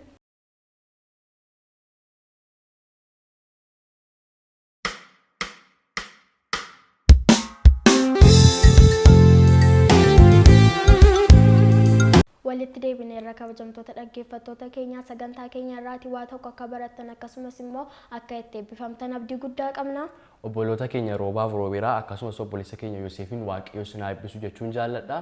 Sagantaan keenya itti aanu immoo barsiisa waa'ee dhalachuu gooftaa keenya Yesuus Kiristoosiin sababeeffachuudhaan Paaster Lijaaleen barsiisa isaan nuuf kennan daawwannee walitti deebina. Haga xumura qophii keenyaatti nu waliin turaan affeerraa keenya turtii gaarii. Yeroo kana Waaqayyoon abbaa keenya guddaa galateeffannaa daawwattoota Hope Channel Itoophiyaa Waaqayyoo bifa adda ta'een nu geggeessee barnoota keenya torban kana jalqabne gara xumuraatti yeroo finnu guyyaan kun immoo guyyaa addaa akka biyya keenyaatti ittiin nuti dhalachuu gooftaa keenya Yesuus Kiristoosiin itti yaadannuuf carraa arganne kanaan mana Waaqayyoo keessatti sagantaa hafuuraa qabaanne Waaqayyoo fi oqbaaf fi galataaf kennaa keenya keessatti dhiyeessinu guyyaa waan ta'eef gammachuun keenya baay'ee guddaadha. Kanaaf Waaqayyoon galateeffachaa barumsa keenya rabban keessatti immoo sana barsiisee dhoksaa Waaqni nama ta'uu kana nutti himaa waa'ee dhalachuu gooftaa keenya Yesuus Kiristoos foon uffachuu Waaqaa kana akka nuyi barannuuf haala sinuuf mijeesse abbaa keenya guddaa hin galateeffannaa. Guyyaa kana egaa gara cuunfaa barumsa keenya torbee kana darbaa turetti isin dabarsuun barbaada. Isaan dura garuu gara goolabbichaatti Waaqni inni alfaaf omeegaa ta'e jalqabaaf xumura wanta hundumaa kan ta'e suni xumura gaariidhaan akka inni nu raawwachiisuuf immoo fuula Waaqa irratti isin dhiyeessa. Anis fuula Waaqa irratti nuuf dhiyeessa hin kadhannaa. Abbaa gaarii, abbaa amanamaa, torbee kana keessa nu wajjiniin taatee barumsa keenya kana keessatti danqaa tokko malee gara xumuraatti akka finnuuf hunduma keenyaa fi carraaf ayyaana waan nu baay'ifteef galanni siif haa ta'u. Guyyaa kanas immoo akka biyya keenyaatti namoonni guyyaa dhalachuu gooftaa keenya Yesuus Kiristoos guyyaatti ayyaaneffachaa jiran kana keessatti nus yaadannoo sanaan caalaatti carraa argannee waa'ee kee caalaatti akka barruuf waan gochuun nurra jiraatu akka goonuuf waan nu gargaarteef waan fayyaa nuuf laatteef waan maatii keenyaaf fayyaa laatteef waan waldaa keenyaaf saba keenyaa wajjiniin taateef maqaa gooftaa keenya Yesuus Kiristoosiin galanni siif haa ta'u. Ammas hin barannaa nu barsiisi, hin dhaggeeffannaa dubbadhu, kan hundumaa hin gootaa ulfaadhu maqaa Kiristoos gooftaa keenyaatiin ameen. Egaa akkuma ani amma dubbadhee ture barnoonni keenya kun walitti fufiinsaan dhufee ulaa kana ga'ee akka Hafuurri Waaqayyoo wanta baay'ee isin barsiise shakkii hin qabu. Inni barsiisaa waan ta'eef isan godhe utuu hin taane isa Waaqayyoo godheedha kana hin abdadhu. Laphee keessan irratti isa Waaqayyoo hojjeteedha kana hin abdadhu. Anis Waaqayyoo karaa adda ta'een laphee koratti hojjetee waan baay'ee barsiiseera. Barsiisaan barsiisaa caaluuf laphee namaatti dubbii isaa kan namaa qabsiisu Waaqayyoo waan ta'eef. Kanaaf hiikaa dubbii kanaatiif abdiin guddaan ani qabu Waaqayyoo irraa waan ta'eef hubannaa hiikaa addaa akkasiin itti laachuu dandeessaniif Waaqayyoo isin haa gargaaruun jedha. Matooree keenya darban irratti in yaadattu gara xumuraasaatti maal akka ilaallee xumurree waa'ee wangeelaa Phaawulosii Roomee keessatti ani wangeelatti yeelloo humna Waaqayyooti jedhee kan dubbate wangeelli humna Waaqayyooti namoota hundumaa fayyisuudhaaf. Maanni wangeelli immoo wangeelli waa'ee dhalachuu, waa'ee du'uu, waa'ee du'aa ka'uudhaa fi waa'ee deebi'ee dhufuu gooftaa keenya Yesuus Kiristoos lammaffaa akka ta'edha. Wangeela jechuun yoo ilaallee Kiristoos haguugame jechuudha. Karaa kan biraa immoo Kiristoos jechuun immoo wangeela bakkeetti ba'e akka ta'e ilaallee turre. Kanaaf wangeela jechuun sagalee misraachooti. Kanaaf dhalachuun gooftaa keenya Yesuus Kiristoos wangeela ta'e Kiristoos wangeela ta'e nuuf immoo sagalee misraachoo dhageenya jechuudha. Duraan kan dubbatame raajiidhaan kan dubbatame raawwatame warra tikseetti mul'ate tikstoonni immoo misraachoo namoota hundumaatiif ta'u isinitti himna jedhanii misraachoon namoota hundumaatiif ta'u immoo dhalachuu gooftaa keenya Yesuus Kiristoos akka inni ta'ee fi inni immoo akka namaatti qixa keenyatti gadi bu'ee gad dhufee jechuudhaan baay'ee nuuf kan gadduu fi nu walii wajjiniin kan jiraatu waan keenyatti kan dhaga'amu dhaga'ama keenya kan hubatu dadhabbii keenya kan hubatu gaddaaf cubbuu keenya hundumaa kan hubatu Waaqayyoo akka inni ta'e waan nama ta'eef akka namaatti kan hubatu Waaqayyoo keenya akka inni ta'e hubachuu duwwaa immoo utuu hin taane kan hundumaa irratti immoo moo'icha kan nuuf kennu Waaqa akka ta'e ilaalleetu barumsa keenya darbee goolabne isaa guyyaa har'aa kana garuu walitti qabaasate kan nuyi cuunfinu. Egaa cuunfaa kana keessatti barnoota dhoksaa Waaqni nama ta'uu jedhu kana barataa turreerra sirriidha. Kun immoo baratamee kan hin dhumne mata dureedha. Mata dureen kun mata duree baratamee hin dhumne.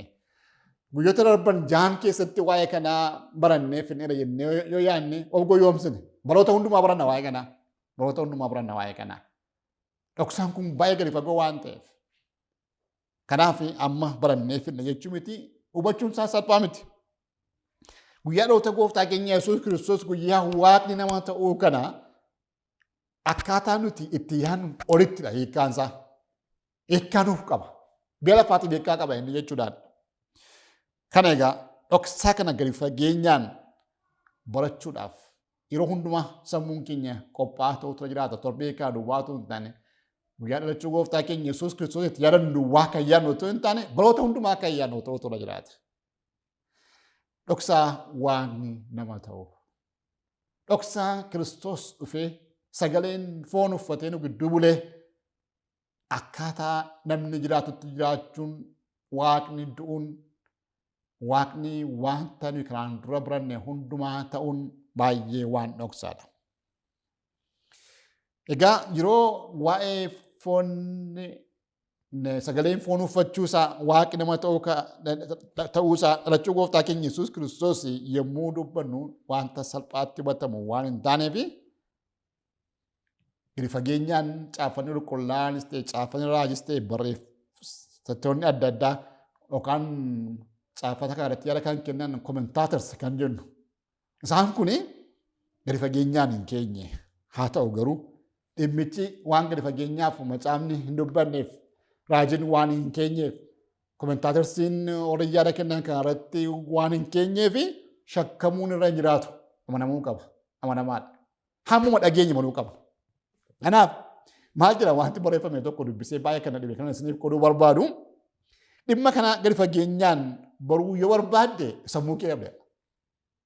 Dhimma waaqummaa kana dhimma waaqni foon uffachuu kana gooftaan Yesuus Kiristoos yookaan waaqni garaa nama keessa ta'uunsaa sun yoo kana gadi fageenyaan hubachuu barbaadde sammuu kee dhabdaadha.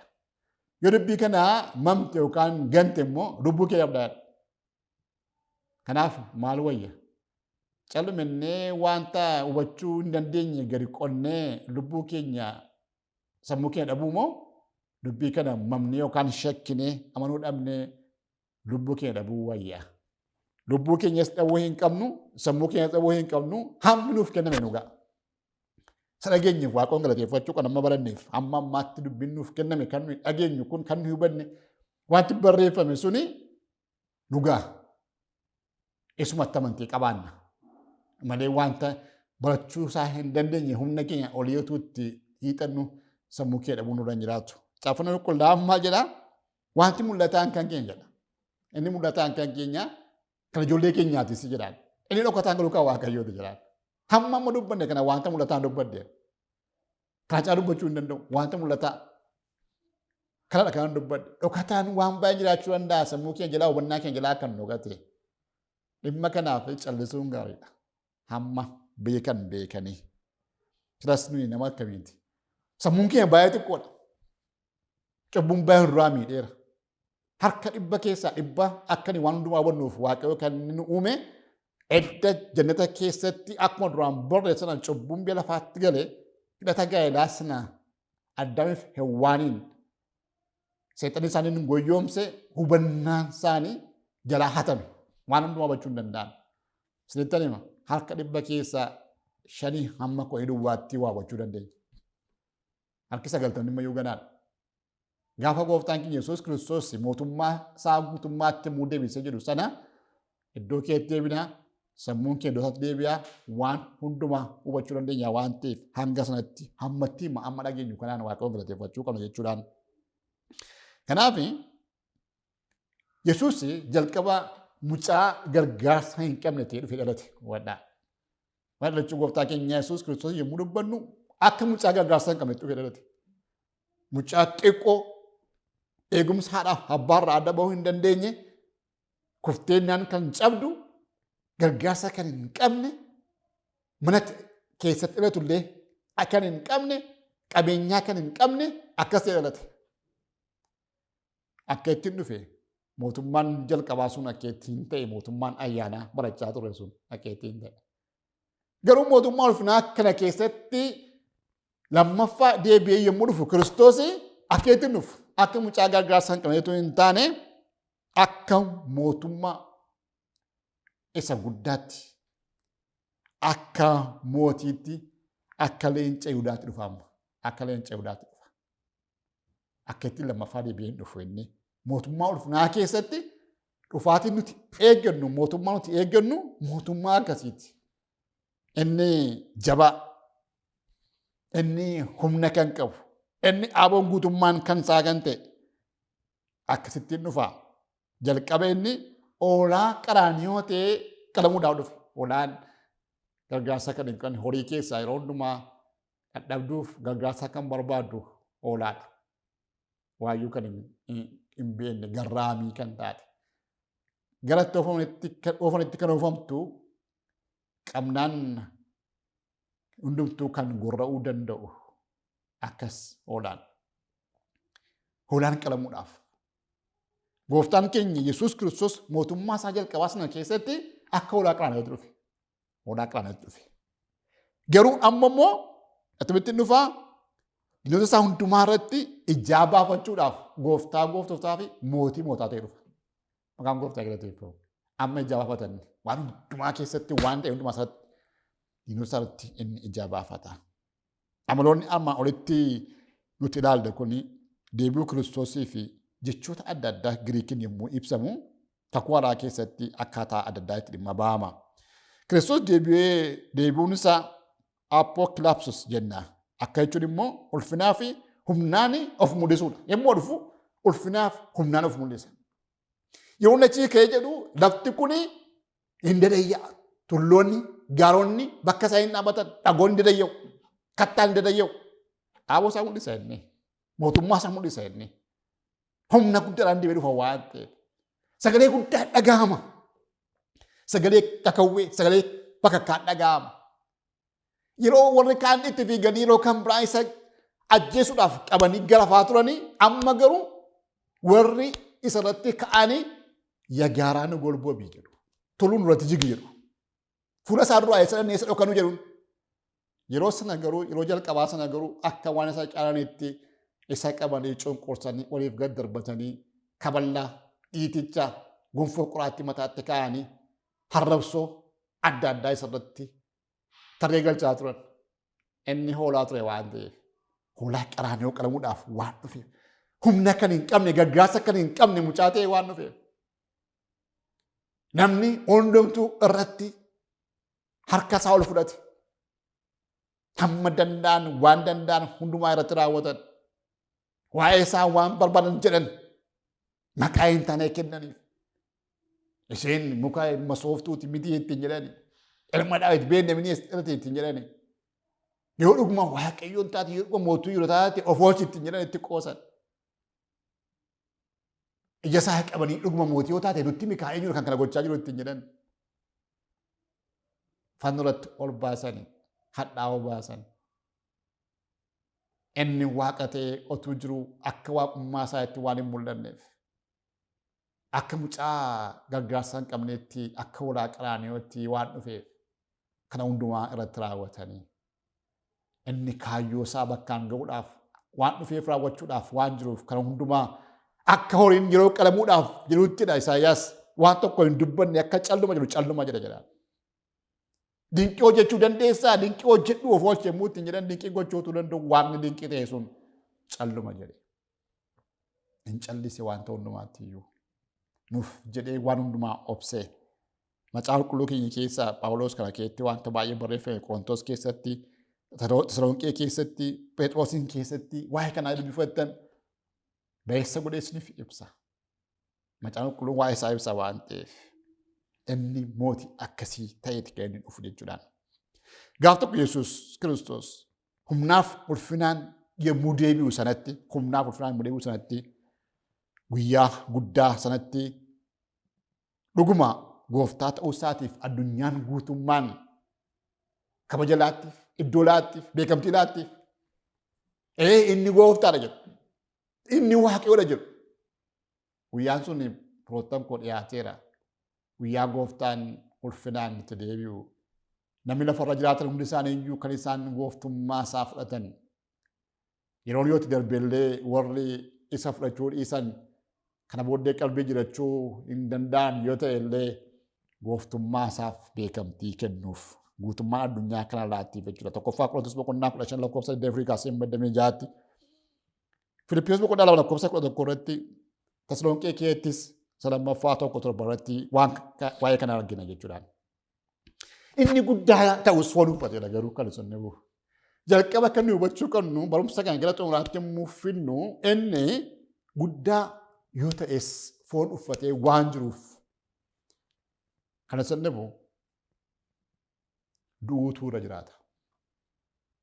Du'uutu irra jiraata. Gooftaan keenya Yesuus Kiristoos akka ulfinaan mul'achuudhaaf jiru amma immoo du'uu qaba. Du'uu qaba waan ta'eef ulfinaan mul'achuusaa du'atu dursa waan ta'eef. Ergaa foon uffatee daduu qabaate waaqni nama ta'uun fedhii sanyii namaa cubbuudhaan guutame sana guutummaaf guutuutti deebisuu hin danda'u. Waaqni nama ta'uun dhalachuun isaa jechuudha. Dhalachuun gooftaa keenya Yesuus Kiristoos gaaffii cubbuun ilmaan namootaa gaafatu kana hundumaa guutuu hin danda'u. Maal maleessaa? Waaqayyo inni foon uffate suni du'uu qaba. Inni kun guutummaatti deebisa. Guutummaatti deebisa. Fayyinni karaa dhalootaa Kiristoos ta'ee karaa jireenya isaatiin yookiin dhalachuu isaatiin osoo hin taane du'a isaatiin fayyinni ta'e ammas. Du'a isaatiin fayyine. Du'a isaatiin fayyine. Inni du'ee nu fayyise waan ta'eef. Kaayyoo inni guddaan jireenya namaa namootaaf kennameef jireenya sana akka aarsaa cubbuu moototaatti Waaqayyoof akka dhiyeessu akka ta'e beeka ture. Inni cubbuu namootaatiif jireenya isaa aarsaa godhee namootaaf akka dhiyeessu beeka ture inni Kiristoos. Beeka akka du'u beeka Kiristoos. Irraa hin baqanne malee irraa hin dheessine maleessaa akka du'u beeka. Biyya lafaa kana kan dhufe Kiristoos du'uufi. Jireenya gaarii jireenya mitaa jiraachuudhaaf miti. Du'uudhaaf dhufe kanas beeka. Mul'ata boqonnaa 5 lakkoofsa 9 kaasee 10 mul'ata Yohaannis boqonnaa 5 lakkoofsa 9 kaasee 10 isaan faarfannaa haaraa yommuu faarfatan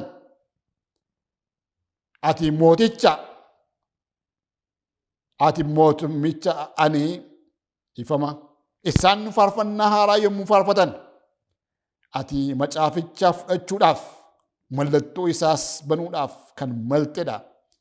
Ati ofii keetii qalamtee gosa hundumaa keessa, afaan hundumaa keessa, nama hundumaa keessa, saba hundumaa keessaas namoota dhiiga keetiin Waaqayyoof bitte jedha. Maal godhe?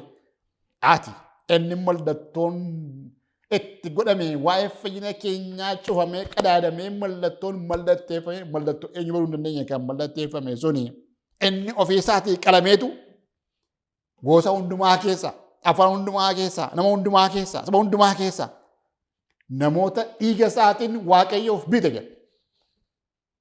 Nuyi hundumti keenya dhiiga isaatiin bitamne Waaqayyoof. Amma nuyi kan Waaqayyooti.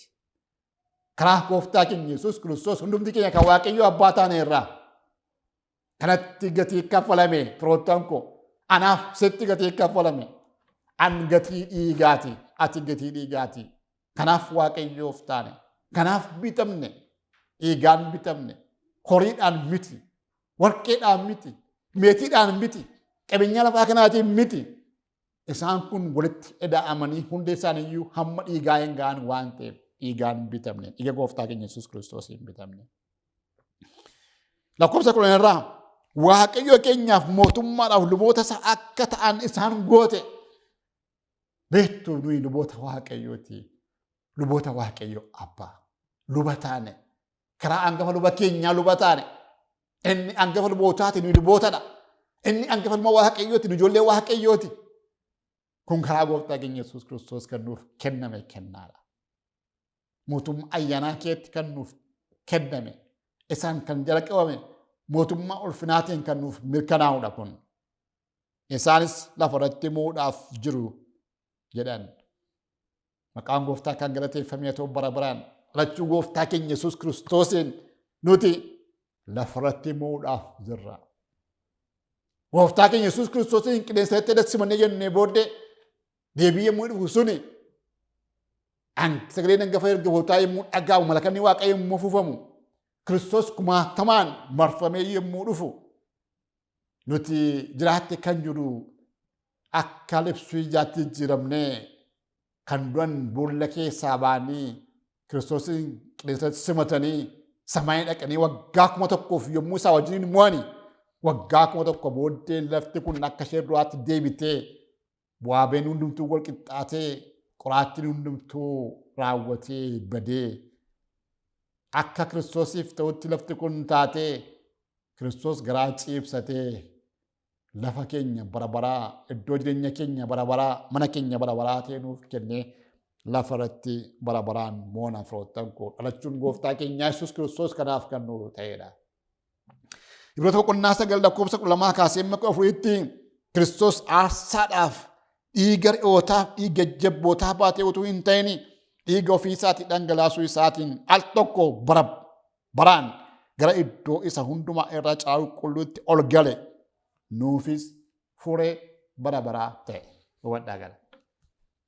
Rakkinaaf cubbuudhaaf waan lafatti galeef waan seexanni fideef furee kan ta'e gooftaa keenya Yesuus Kiristoos ofii isaatiin dhiiga isaatiin furee bara baraa luboonni mana qulqullummaa Yihuudootaa keessatti furee cubbuu ijoollee Israa'eliif galgalaaf ganama horii dhiiga isaa dhangalaasanii dhiiga horiitiin waggaa hundumaa guyyaa hundumaatti kan gochaa turan Kiristoos al tokko duwwaa dhiiga ofii isaatii baatee iddoo isa hundumaa calu qulqulluu iddoo sanatti galee nuuf furee bara baraa nuuf fide maqaan isaa galateeffamu. Kanaaf egaa dhiiga re'ootaa fi korommii daaraa foon goromsaa aarfamtees namoota xuraa'an sanatti facaasu xuraa'ummaa foonii isaanii irraa isaan in qulleessa erga ta'eeti. Inni Kiristoos isa hafuura bara baraatiin aarsaa mudaa hin qabne godhee ofii isaa Waaqayyoof dhiyeesse immoo isin hojii isaa du'atti geessu dhiiftanii Waaqayyo isa jiraataadhaaf hojjoota akka taataniif hammam guddaa caalchisee yaada garaa keessanii haa qulleessu ree. Luboonni kan isaan godhan dhiigni qophaa'e daaraan goromsaa namooti faca'e namni akka isaan hojjetaa Waaqayyoo ta'an kan isaaniin taasisu. Isin immoo dhiiga gooftaa keenya Yesuus Kiristoosiin bitamtanii kanaan furamtanii hojjetaa isaa akka taataniif isin qulqulleessuu hin danda'a jedha waan ta'eef du'i gooftaa keenya Yesuus Kiristoos yookaan dhalachuun isaa kun hunduma keenya cubbuu keenya irraa kan qulqulleessuu danda'u akka ta'e beekuutu nuuf ta'a. Isa caala waan ta'eef. Kanaaf nuyi Kiristoosiif qulqulloota taanee jiraanna bara baraan. Aarsaan sun jireenyi sun aarsaa fudhatama qabu ta'uun kan danda'u garuu Yesuus abbaa isaatiif guutummaatti bitamee cubbuu malee ta'uu isaarraan kan dhufedha. Salphaa ta'e miti. Isaaf abboomame kanaan dhufe waan isaa. Du'a isaa duwwaa otoo hin taane abboomamuu isaatiin fayyina miti. Fayyinni keenya dhalachuu isaa duwwaa otoo hin taane du'uu isaa duwwaa otoo hin taane du'ee du'aa ka'uu isaa duwwaa otoo hin taane abboomamuu isaatiin fayyina. Sababii isaa jalqaba abboomamuu dhabuudhaan wanta du'ee nutti dhufeef amma immoo abboomamuu isaatiin fayyina. Abboomamuun gooftaa keenya Yesuus Kiristoos nuuf abboomamuu ta'e gara qulqullummaatti nu geesse waan ta'eef. Innis fedhiidhaan jireenya isaa kenne. Waaqayyo kan biraan dhiibbaa irraa ga'ee miti Kiristoos kan lubbuu isaa kenne. Maatiyoos boqonnaa 6 lakkoofsa 21 kaasee 23tti kan biraa sodaalutti Yohaannis boqonnaa 18 irraa 27 irraa fedhiidhaan kenne lubbuu isaa. Eenyuyyuu isarraa hin fudhanne. Egaa du'i Yesuus balaa carraa hin qabne hin turre. Balaa itti bune Yesuusitti. Carraa dhabee miti kenni balaa sanaan balaa du'aatiin balaa aarsaa fannootiin kennite carraa kan hin qabne miti. Gochaa guutummaa wareegamaas hin turre. Kan gooftaa keenya Yesuus Kiristoos. Gochaa guddaa gocha tokkicha Waaqayyo cubbuu wajjin wal'aansoo qabuu fi yakkamtoota adabbii cubbuu irraa gadhiisuu danda'uuti kennu du'e. Adabamtoonni cubbuun isaan kan adabee maneedhaatti kan galan akka isaan gadhiifamaniif inni waanjoo cabsee gadhiifamuu labsuudhaaf dhufe waan ta'eef Kiristoos. Waanjoon garbummaa cabee gadhiifamuu labsame. Warri hidhaa du'aa jala jirru bilisa baane. Kana sagaleen misiraachoon yeroo hundumaa laphee keenyatti qabanne guyyaa kanas ayyaaneffannu kun. Yesuus jireenya isaa akka furiitti nuuf kenne. Inni humna cubbuu fi du'aa irraa cubbamoota yakkamtootaaf wanta guddaa isaaniif godhee gatii guddaa isaaniif kaffale. Hojii fi barsiisa Yesuus hundumaa keessatti mata dureen giddu galeessi mootummaa Waaqayyoo mul'ataan gara biyya lafaa kanaa akka dhufu gochuudha. Mootummaa Waaqayyoo mul'ataan dhufa gara biyya lafaa kanaa. Namoonni baay'een akka isaan jedhan miti. Bulchiinsi Waaqayyoo bulchiinsa mul'ataati. Mul'ata. Kan ijaan argamu. Mootummaan Waaqayyoo kun bulchiinsa Waaqayyooti. Yesuus immoo humna seexanaatiin namoota dhiphatan dukkana dhukkuba hafuuraa hamaatiin warra qabaman fayyisaa kan tureefis kanumaaf aboo isaa mul'isaa ture. Kaarattan gooftaadha jedhee kanaaf gochaa ture. Maatiyos boqonnaa 4:23 kaasee 24tti. Yesuus guutummaa Galiilaa keessa naannee manneen sagadaa isaanii keessatti barsiisaa wangeela mootummaa Waaqayyoo lallabaa namoota dhukkubaa fi dhibee hundumaatti fayyisaa ture. Oduun isaas Sooriyaa hundumaatti dhaga'ame yommus namoonni dhukkubsatoota isatti fidanii warra dhukkubaa garaagaraatiin waraansaanis dhiphatan warra hafuurri hamaan itti gale dhukkuba nama kuffisuu kan qaban dhagni isaanii gar tokko kan du'esse hundumaa gara isaatti fidan inni isaan fayyisee aboo isaa achumatti ogeessaa turedha. Isa ganaa godhu sana guutummaatti isa godhama baasu raawwatee isa kan hundumaa bal'eessu kana dhukkubaaf dhibee hundumaatti qabaa diinaatti sana bal'eessu sana inni yeroo sana labsaa ture. Mootummaa Waaqayyoo wajjin wal qabatee Yesuus yeroo baay'ee ifisaatti ilma namaa akka ta'e ilma namaatti dhalachuusaa iddoo baay'eetti ibse. Mata duree kanatti namoonni akka isaan shakkii hin qabaanneef yeroo baay'ee kana dubbate jechuudha. Kana dubbiin jabaan nuti yeroo kana sammuu keenya qabachuun nuuf ta'u waan bal'aa isaa keessaa waa xiqqoo laphee keenya keessaa kaawachuu qabna dubbii kana yommuu dhaggeeffannu. Kanaaf inni jireenya isaa keessatti Waaqayyo gooftaadhaaf garbicha ta'ee jiraate isaaf hojjetaa. Masiichi ulfina mootummaa isaa guutuu keessatti mo'uu isaa dura jireenya gaddeebii jireenya garbummaa gooftaa ta'uu isaan dura garba du'aa ka'uu isaan dura du'a kabajamuu isaan dura salphifamuu kan hundumaa fudhate. Kan hundumaa fudhate mataa isaatti fudhate. Faallaa isaa immoo wanti hundumtuu isaaf raawwatame. Luqaas boqonnaa 4 Yohaannis boqonnaa dhiifama. Yohaannis boqonnaa 9 kaasee 7tti akkasumas 20 kaasee 31tti yaada kan argachuu dandeessu. Dinqiin Yesuus eenyu akka ta'e mul'isuuf kan qajeelfame ture. Karaa mootummaa gara amantii fayyisuutti geessu sana qopheesse Kiristoos. Fakkeenyonni isaa kaayyoo wal fakkaatu qabu. Yeroo fakkeenyaa waa dubbatu kaayyoo wal fakkaatu qaba ture. Innis namoonni akka isaan itti yaadan kan godhu ture. Yeroo bu'ee dubbatu Kiristoos callisee waan hundumaa faffatee lafa kaa'uun barbaadu. Sammuu namootaaf kenneera waan ta'eef akka isaan itti yaadan waa'ee mootummaa kanaa akka isaan itti yaadan gochuu ture. Firoottan kun wanta barsiifamnu caalaatti waan nuti yaadnu baay'ee murteessaadha. Barannee kaanee sokkinee dhaggeeffannee callisnee teenyee jennaan wanta hubatii hin qabu. Itti yaaduu qabna waa'ee Kiristoos. Dhaqlachuu gooftaa keenya Yesuus Kiristoos sammuun keenya deddeebi'eetti yaaduu qaba. Ta'uu baannaan hiikaa hin qabu. Memoraayiz gochuun dura jiraata. Kana duwwaatu hin taane immoo itti yaadnee teenyee sammuu keenya keessa deddeebisuutu nurra jiraata.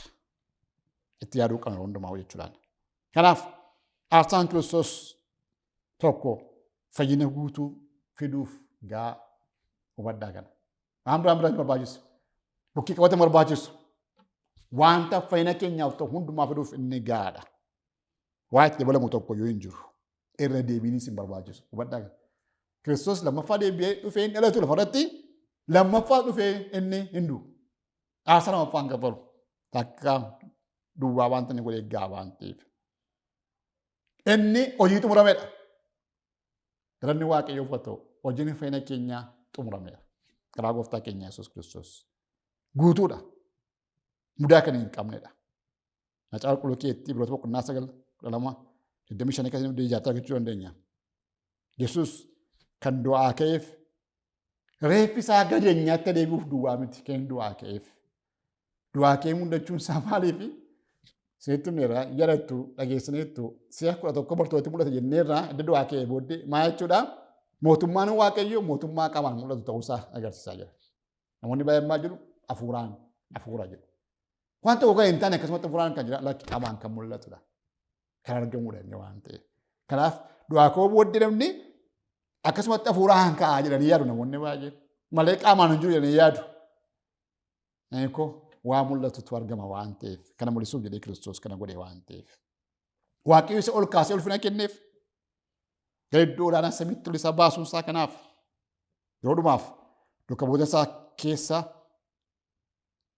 waan warra isa argan warra isaaf jiraachaa turan keessa isaanii wajjiniin kan jiraatu Waaqayyoodhanni gooftaan keenya Yesuus Kiristoos. Kanaaf yeroo Yesuus yeroo kana addunyaa samii keessa fuula abbaa isaa duratti ol ka'e hanga yeroo inni deebi'uu ga'utti achuma tura. Akkasumattidha. Kan inni lafaa fudhatamee fi hamma guyyaa deebi'uun ta'utti achuma tura. Hafuuraan garuu nu wajjin jira. Hafuurri qulqulluun jireenya geggeessaa. Innis bakka hundumaa hubachuu danda'a achuma taa'ee jechuudhaan. Kana seenaan waa'ee gooftaa keenya Yesuus Kiristoos nuti beessa gonee hubachuu qabnu jechuudhaan. Fayyina cubbamootaa ta'a. Cubbamoonni guutummaa guutti walaba ta'u. Jireenya bara baraatti argatu. Kana kaayyoon xumuraa jireenya gooftaa keenya Yesuus Kiristoos kan dhalachuu isaatii cubbamootaa fi akka isaan fayyina bara baraa argatan gochuudha. Fayyina qaamaa akka isaan argatan gochuudha. Qaama keenyaan rakkoo dhukkuba qabu hundumaatti fayyina. Kuni nuuf kan malu nuuf kan ta'udha. Dhibee adda addaa kan qabdan cubbuun jireenya keessan kan miidheef jireenya keessan foonii kan miidhame dhukkuba addaa kan qabdan Waaqayyo kanatti walaba isin gochuudhaaf dhufa. Waraansa seexanii fide guutummaa itti kan nuuf fayyisu ta'a waan ta'eef. Kanadha hundeeffanni mootummaa Waaqayyoo mootummaa ulfinaa. Kanadha kaayyoon du'a gooftaa keenya Yesuus Kiristoos. Barumsa keenya gara xumuraatti fiduudhaaf dirqamaa jirra. Maaliif yeroon hundumtuu dhuma qaba waan ta'eef. Yeroo kana garuu baay'eetti yaadnurra jiraata. Waa'ee dhalachuu gooftaa keenya Yesuus Kiristoos waa'ee ayyaaneffannaa kanaa yommuu ilaallu garaan keenya baay'eetti yaaduu qaba. Waaqayyo dhimma ijoolleetu isaatii keessa hin seenanne. Inni dhimma keenya gidduu seena. Callisee dhumaa kan nu ilaalu miti jenne. Namoonni baay'een akka jedhan miti. Inni biyya lafaa kana uumee akkasumatti hin irraanfanne akkasumatti hin genne. Dhimma ilmaan namootaa amma dhiiga dhangala'u kana jireenyi namaa akkas olii gad ta'e kana yaaddoo namaa kan hundumaa Waaqayyo waaqarraa hin argaa. Kanaaf dhimma keenya keessaa hin gala Waaqayyo maqaan isaa galateeffamu. Gooftaan Yesuus Kiristoos inni nuuf jedhee foon uffatee waaqni nama ta'e kuni dhimma keenya keessa hin gala. Dhimma keenya keessa galuun isaa furmaata. Waaqayyo dhimma ijoollee isaatii qaba. Dhimma isa duraan yaade dhimma isa duraan yaadee foon uffate sana inni nuuf hin raawwata. Zakkaraas boqonnaa 4:9. Zakkaraas 4:9. Yommus Waaqayyo guutummaa biyya lafaa irratti mootii hin ta'a. Gaafas Waaqayyo isuma tokkicha maqaan isaas tokkichumadha. Mootii ta'a inni dhufe. Maqaan isaa Waaqayyo kan biraan hin qabamu. Baay'een namootaa akka moototaatti akka gootaatti of ilaalu bara kana keessa maqaa gaarii waamuu barbaadu kan Kiristoosiin fakkaatu hin danda'amu kun jechuudhaan. Tokkoffaa Qorontos boqonnaa 1:7. Kanaaf lammaffaa mul'achuu gooftaa keenya Yesuus Kiristoos eeggachaa jirtanii hubadhaa kana gaa. Ergaa gara xumuraa kana dhaggeeffadhaa garee godhaati. Kanaaf hundumti keessan lammaffaa mul'achuu gooftaa keenya Yesuus Kiristoos utuu eeggachaa jirtanii kennaa hafuuraa keessaa tokko illee isinitti hin hir'atu. Guyyicha gooftaa keenya Yesuus Kiristoos sanatti akka inni warra yakka hin qabne taataniif gooftichi hamma dhuma baraattis isin hin cimsa. Maqaan gooftaa galateeffamu. Otuu eeggattee waa isinitti hin hir'atu inni isin hin cimsa waan ta'eef. Waaqayyo waaqa akkasiiti. Kanaaf guyyaa dhalachuu gooftaa keenya Yesuus Kiristoos kana jechuun akkaataa itti yaadannoo kanatti hubannoon jabaan nuti qabaachuu qabnu isa kana.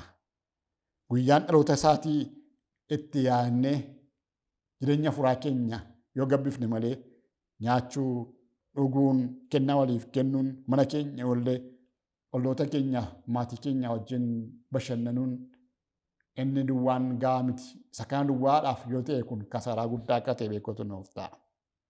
Jireenya keenya hafuuraa samii yaaduu qabna jechuudhaan. Dhoksaan kun dhoksaa baay'ee gadi fagoodha.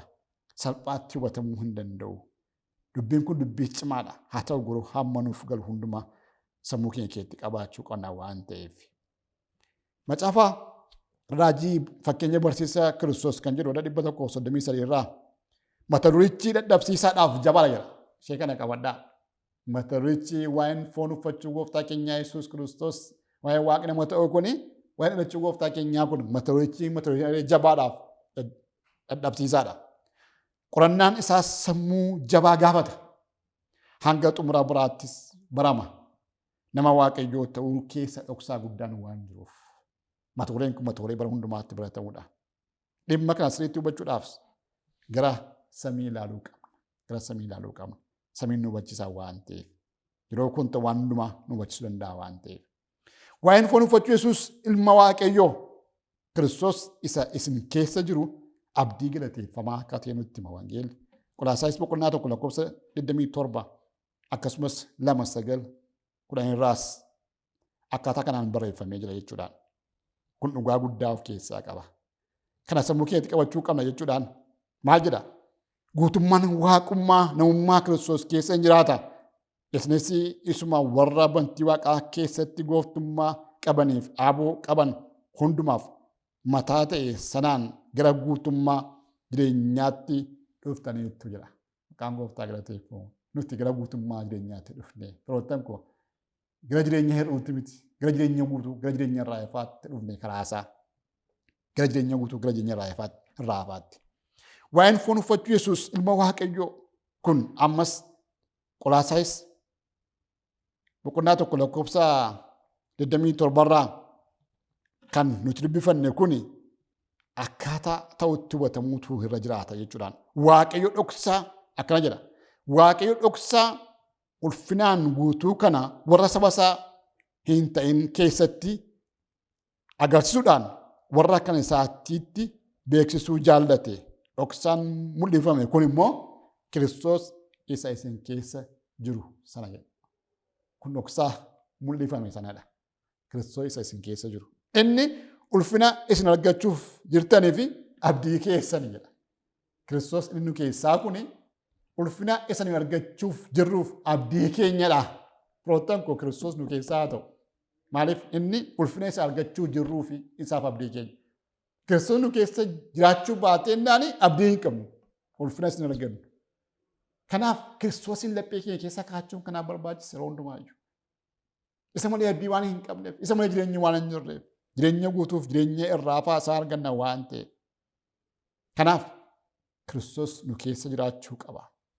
Kiristoos laphee keenya keessa jiraachuu irra jiraata. Kana caalaa baruudhaaf yeroo gahaa qabaachuun barbaachisaadha. Akka dhuunfaa keenyatti qorannaa caafata qulqullaa keenya jabeessuu, kadhannaa keenya cimsuu, waa'ee waaqayyoo kana gadi fageenyaan barachuudhaaf fedhii qabaachuun irra jiraata maleessa barumsaa torban tokkootiin waa'ee kanaa hundumaa baranneera jennee rilaaksii yoo goone yookaan nutti tole yoo teenye dagannaa guddaa keessa seenna waan ta'eef boqonnaa hin qabaatina.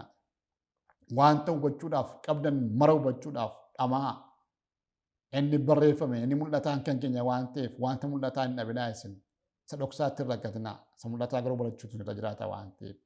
Kanaaf Kiristoos nu keessa ta'uunsaa abdii keenya isa guddaa sanaaf laphee keenya yeroo hundumaa kan qopheessu akka ta'e beekne. Dhalachuu gooftaa keenyaa Yesuus Kiristoos guyyaa har'aa kana ayyaaneffannee akka hin irraanfanneef gooftaan yeroo hundumaa nu keessa haa jiraatu. Kun dhoksaa guddaadha. Kiristoos isa isin keessaa. Kiristoos isa nu keessaa. Isa mul'achuuf jiru ulfina guddaa sanaaf abdii keenya kan ta'e laphee keenyatti akka qabannuuf Kiristoos guyyaa kana kan dhageenye nuuf haa eebbisu. Barumsa keenya baranne hundumaa keessattis kan barachaa turre hafuurri waaqayyoo irra deebi'ee yeroo hundumaa nu haa barsiisu, nu haa yaadachiisu kan jiru kadhannaa kooti. Maqaan gooftaa kan galateeffame haa ta'u. Yeroo gaarii akkasiin qabaattan beeka. Jaala waaqayyooti immoo nagaatti fayyaatti eegamtanii hafuuratti guddattanii isa dhufuun gooftanis naa ga'uun jedha hin kadhanna. Waan nu barsiifteef waan nu wajjiniin taateef ulfaadhu. Dubbii kanaan immoo dubbii jabaa akka ta'e beekna. Garuu siif wanti numtuu salphaadha. Waan dhokataa kan mul'iftu waan dukkana keessaa hundumaa ifatti kan baaftu waaqayyoodhaati. Kanaaf waan dhokate nuuf ibsi, waan hubachuu isaan rakkisatu nu hubachiisi. manaaf maatii keenyaaf kan ta'u dubbii ergaa kana nuuf laatteetta waldaa keenyaaf kan ta'u biyya keenyaaf kan ta'u galanni siif haa ta'u. Kana hundumaa immoo si kadhannaa maqaa Kiristoos gooftaa keenyaatiin. Ameen. Walitti deebinee irra kabajamtoota daawwattoota keenya barsiisa paaster Jaalimirraa waan tokko akka hubattan abdii qabna. Paasterii faadhaanis waaqayyo isin haa eebbisu jechuu jaalladha. Sagantaan keenya kun sagantaa onnee magariisaati. Haala kanaan sagantaan keenya gara xumuraatti dhufeera. Sagantaa kana qopheessuun kan isin waliin turre Angaaddisaa Dabalaa fi Ana Bissii Jireenyaa. Sagantaa kana akkasitiin waliin dhaggeeffachuu keessaniif galanni keessan guddaadha. Galatoomaa ayyaana gaarii.